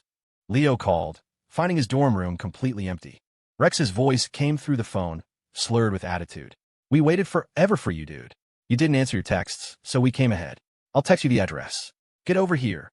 All right. Leo saw the location Rex sent was a food truck park not far from campus. Adhering to his principle of save where you can, spend where you must, he unlocked a bike share and pedaled over. The park was packed with freshmen, all out with their new roommates, trying to fast-track friendships over a meal. When Leo finally found his group, Rex immediately stood up. Jaeger, you're late. That's a 3-shot penalty. Yeah. Felix and Ned cheered. Okay. Leo didn't argue, downing the 3 small plastic cups of liquor they handed him. They weren't trying to get him wasted. The 3 shots barely added up to 1 full drink. After he finished, Felix asked curiously, So where'd you run off to in such a hurry? Went to find my neighbor.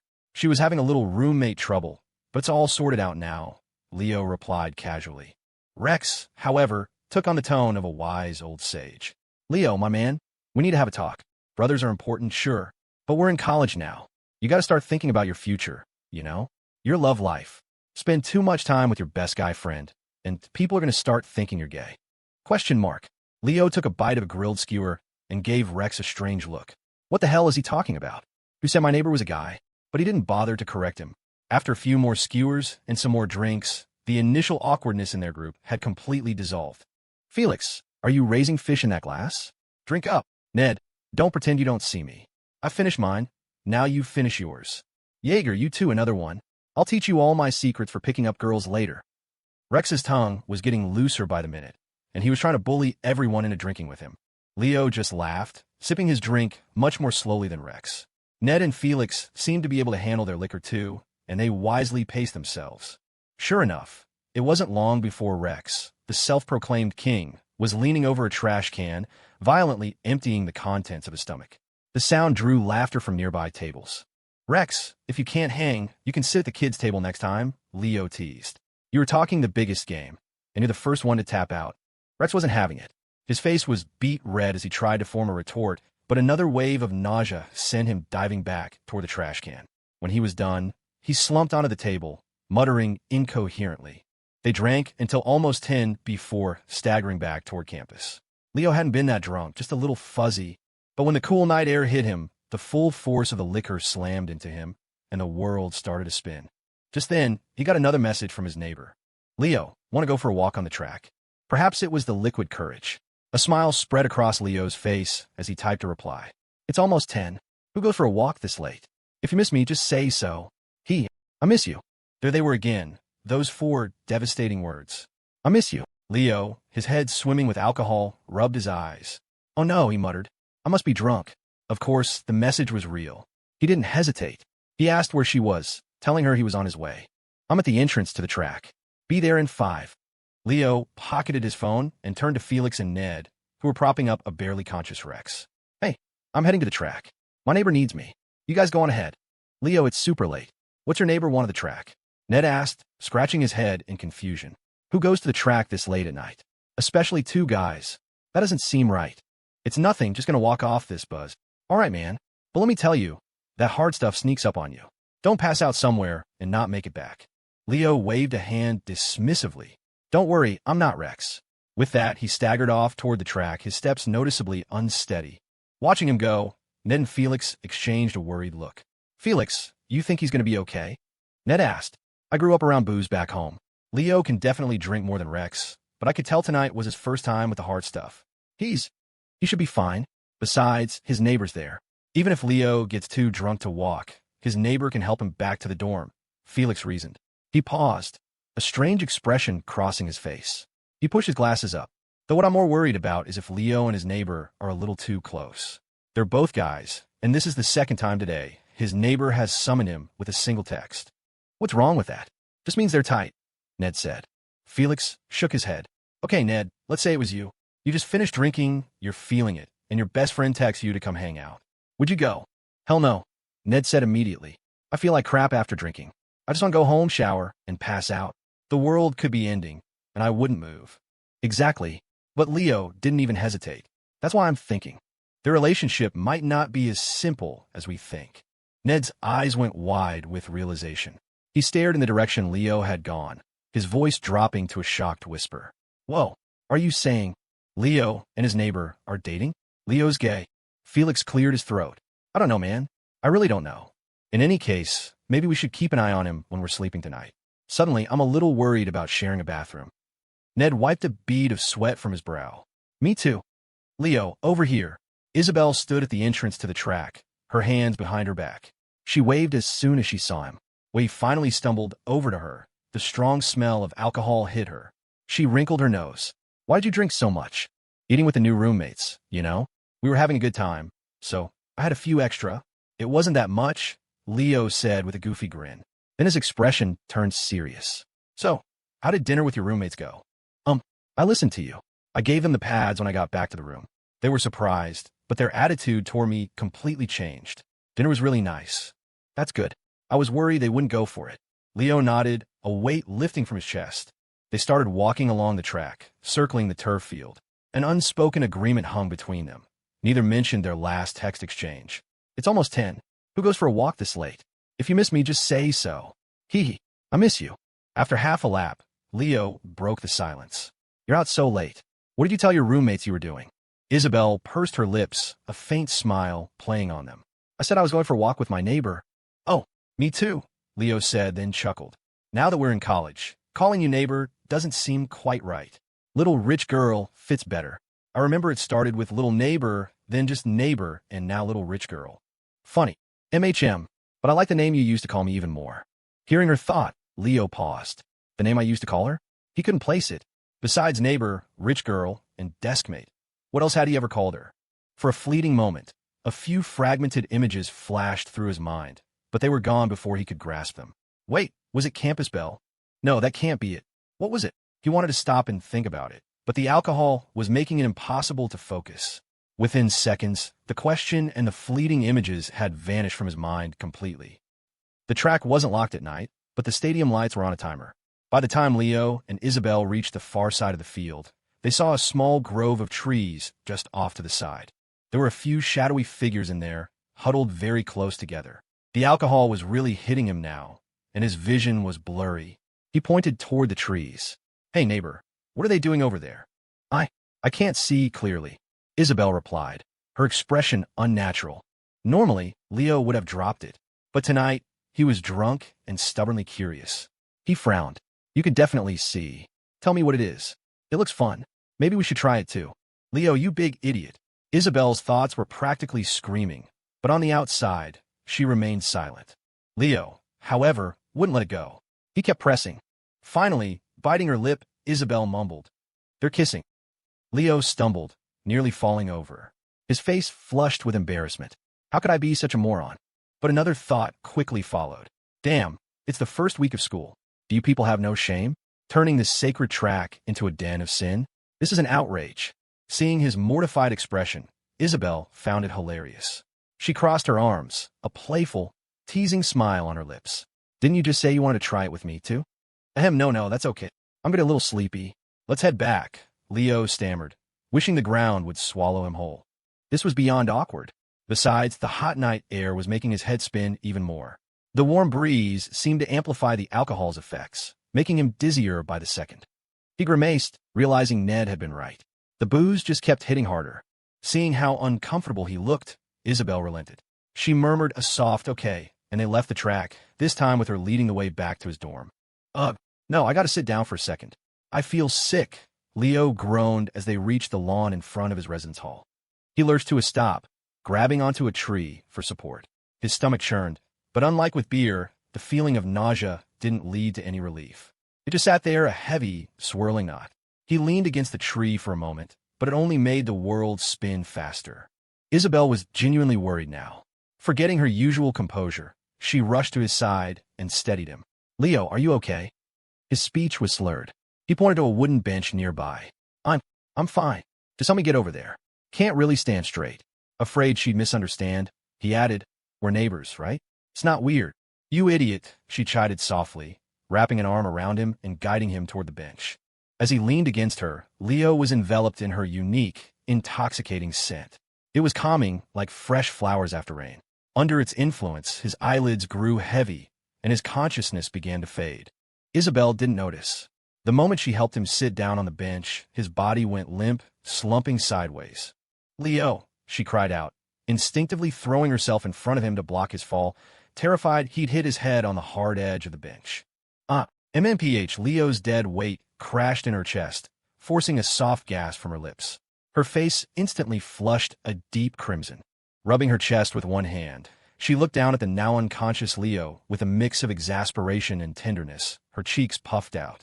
A moment later, she had repositioned herself. She sat at the very end of the bench, with Leo's head now resting gently on her lap, cushioned by her thighs. The cicadas buzzed in the trees overhead. Isabelle gazed down at his sharp, handsome features, her eyes curving into crescents and a sweet smile gracing her lips. This was the first time she'd ever been this close, the first time she'd ever been able to study him so carefully. A faint smile played on his lips as he slept, his warm breath carrying the faint scent of alcohol. He was so much more handsome now than he had been back then. After a long time, her lips parted and she whispered softly, "Idiot, you really did get drunk." And so she sat there, on the wooden bench, letting him sleep with his head in her lap. She didn't know how much time had passed. Her eyes drifted shut for a moment, and she remembered the couple she'd seen in the grove of trees by the track. She unconsciously bit her lower lip, her gaze shifting to Leo's mouth. A spark of curiosity, of temptation, flickered in her eyes. What does his mouth taste like? Some thoughts, once they take root, grow wild and untamed. Isabelle found she couldn't look away from his lips. She felt like a curious kitten, her eyes narrowed, her head tilting slightly. Normally, she would never dare to stare at him so openly. But he was completely out of it now. Leo, the first day I moved in next door, I tried to warn you that a boy shouldn't be out alone at night. It's dangerous. But you big dummy, you never understood. And now you're out here drunk. You walked right into this trap. A young woman's curiosity is a powerful thing, especially at 18, when the world is just beginning to open up. A mischievous smile touched her lips.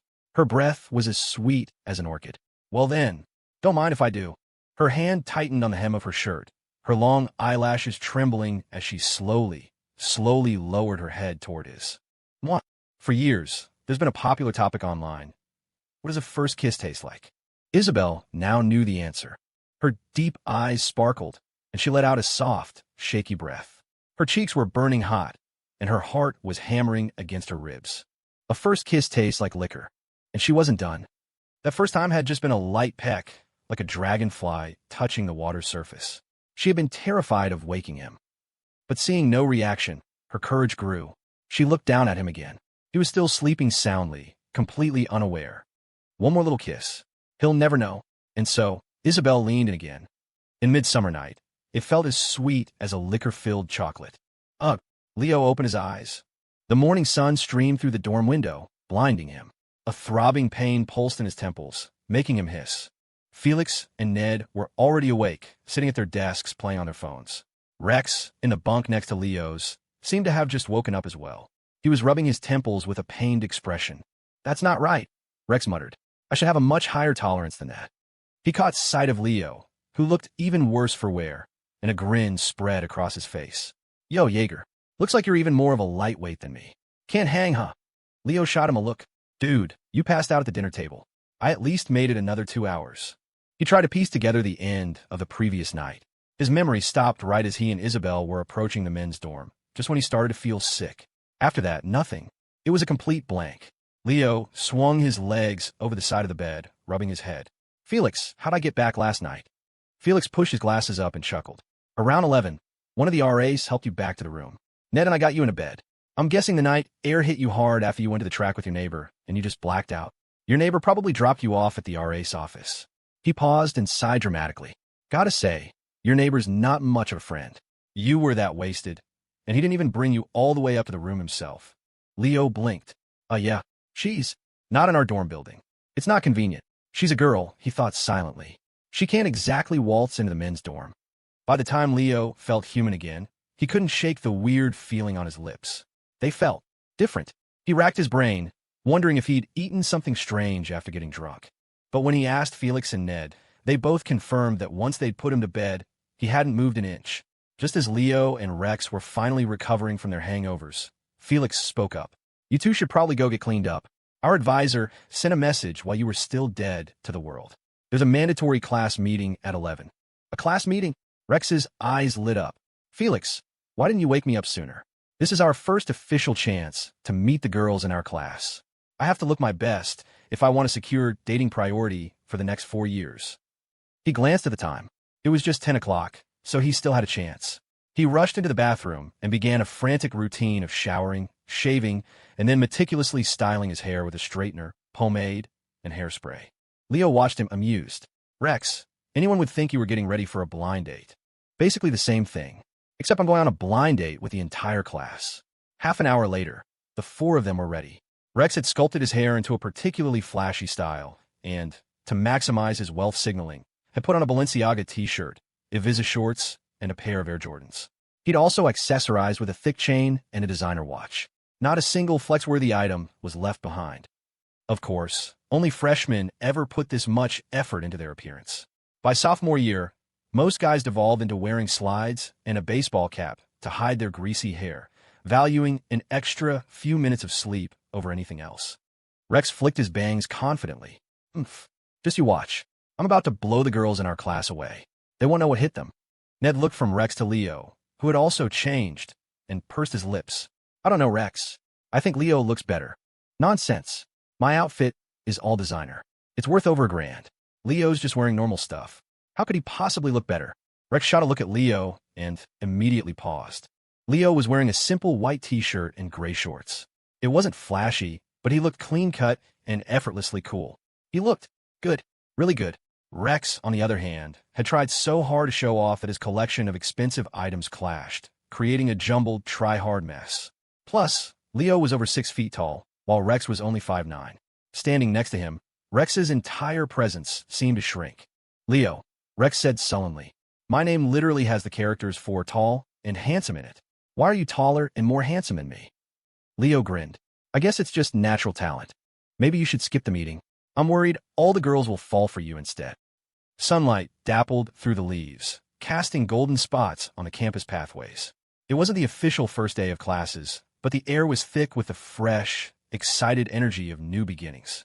Students walked in roommate-sized packs, while the occasional loner who hadn't clicked with their dorm mates wandered by, curiously taking in the sights.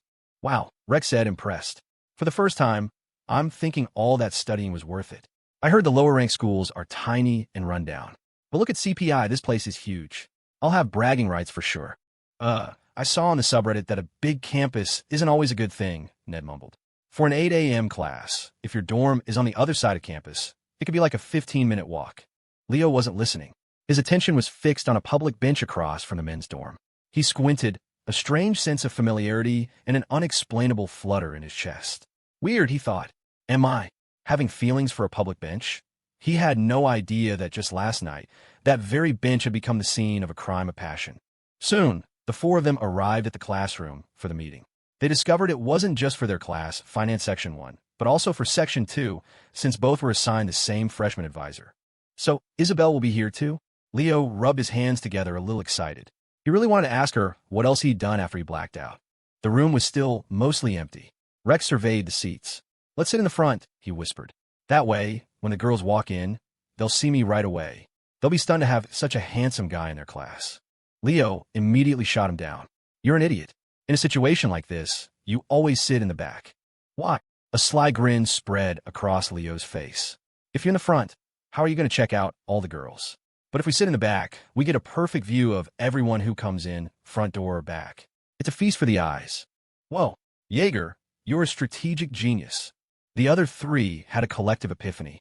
They immediately claimed a corner in the last row and, rubbing their hands together like eager flies, began to scrutinize every girl who entered the room. "Ooh, that one has long legs. Damn, check out the rack on that one. And pigtails. Which dorm is that?" All four of them are a miss. 0 out of 10. Rex, Felix, and Ned huddled together, providing a running commentary. Only Leo sat back quietly, unfazed. While a few of the girls were undeniably attractive, none of them held a candle to Isabelle. Just as he was waiting for her to arrive, a familiar figure walked through the door. Leo's eyes widened in shock. His mind flashed back to the registration chaos from the morning before. It really is her. Yesterday morning, while waiting in line to register with the advisor, Leo had caught a glimpse of Clara Sean in the crowd. But it was so chaotic, and she was so petite, that she had vanished into the throng a second later. He convinced himself it was just someone who looked like her. But now, watching her walk into the classroom, seeing her distinctively delicate and gentle aura, he knew. The person he'd seen yesterday was Clara, and she was in his major. What are the odds? Leo murmured. Just then, Rex and the others noticed her too. Rex's eyes lit up. Whoa, guys, look. That girl who just came in. She looks so sweet and fragile. It just makes you want to protect her, you know. He paused, then declared, "I officially nominate her as the prettiest girl in the finance department." Clara scanned the room with a lost look, then headed toward the section one side of the classroom, confirming Leo's guess. Not only were they in the same major, they were in the same class. She didn't seem to see Leo in the back corner. She found an empty seat away from everyone else and sat down. Her striking, innocent beauty drew admiring glances from all over the room. Clara lowered her head, her ears turning red, clearly flustered by the attention. "He's right," Felix conceded with a nod.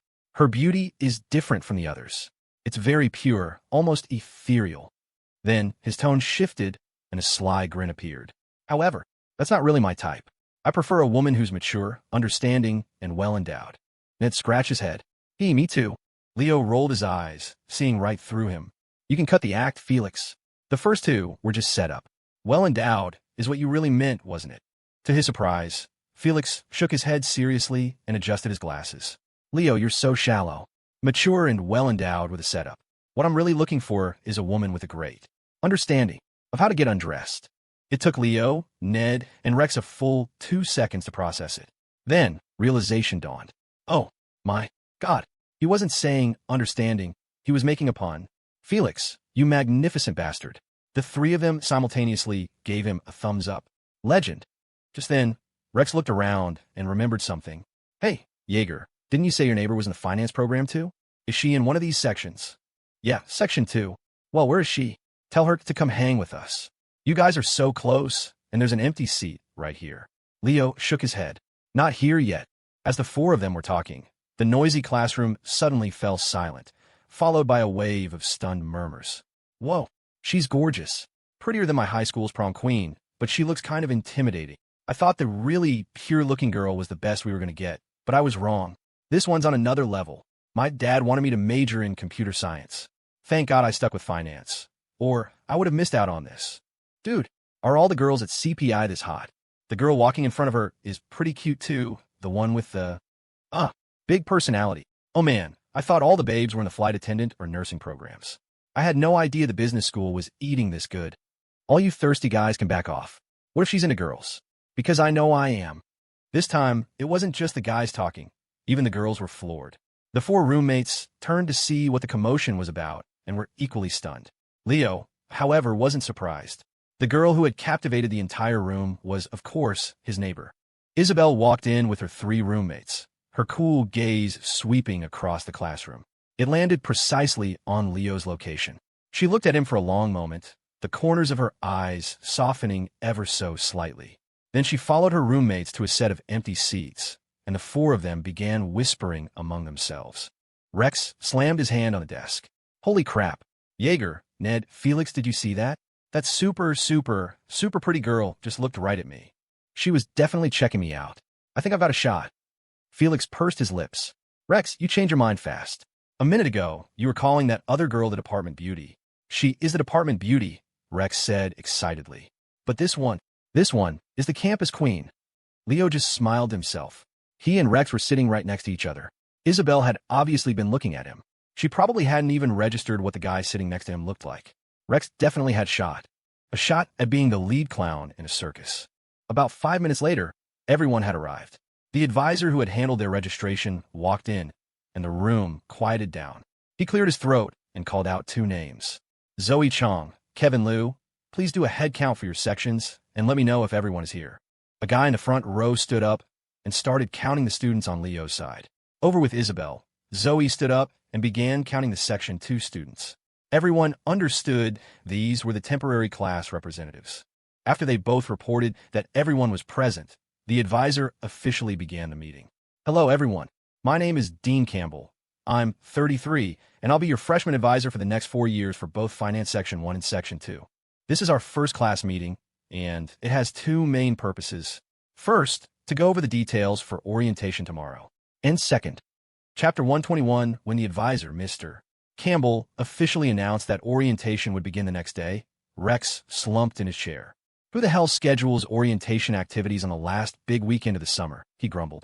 You'd think they'd be a little more humane and let us have one last party. Come on, Rex, don't be so dramatic, Leo said. It's not like you have a girlfriend to take to a party anyway. Besides, think of it like you said this morning. You got all dressed up to go on a blind date with the entire class. From that perspective, aren't you now spending the last weekend of summer with the entire freshman class of girls? Rex's spirits instantly revived. Whoa, you're right. Jaeger, your mind works in mysterious ways. While Rex was preening, Mr. Campbell finished explaining the orientation schedule and the logistics for picking up their issued gear that afternoon. During orientation, our 2 sections will be combined to form a single company, he continued. And when classes officially start, many of your core courses will be combined as well. So, you'll all be seeing a lot of each other for the next 4 years. Since this is the first time we're all together, let's do a round of introductions so everyone can put a name to a face. I was young once, so I know some of you have social anxiety. We'll keep it simple. When it's your turn, just stand up and say your name. Nothing else. With that, he gestured to the first person in the front row on his left. Hi, I'm Evan Young. Hello, I'm Phoebe Chun. Hi, everyone. Mr.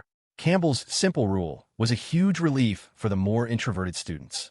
Their biggest fear was being forced to give a long, rambling speech in front of a room full of strangers, which would inevitably lead to awkward, cringeworthy moments. Leo gave the young advisor a nod of respect. It was a smart move, efficient, inclusive, and it saved everyone a lot of embarrassment. Soon, it was the turn of the row where Isabelle and her roommates were sitting. All eyes in the classroom shifted toward them, eager to learn the name of the stunning, ice-cold beauty.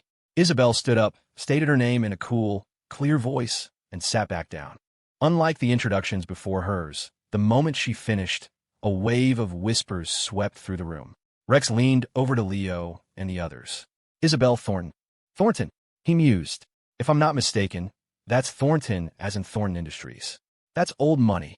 They probably named her Isabelle because it sounds classic, regal. It's a power name. I bet her family is in business, and they named her that to signal their ambitions for the family empire to grow along with her. Ned muttered, Rex, I think you're trying way too hard. Yeah, man, this is college, not English class. Stop trying to analyze everything, Felix added, adjusting his glasses. Rex just snorted. You peasants have no idea. People like that are very particular about names.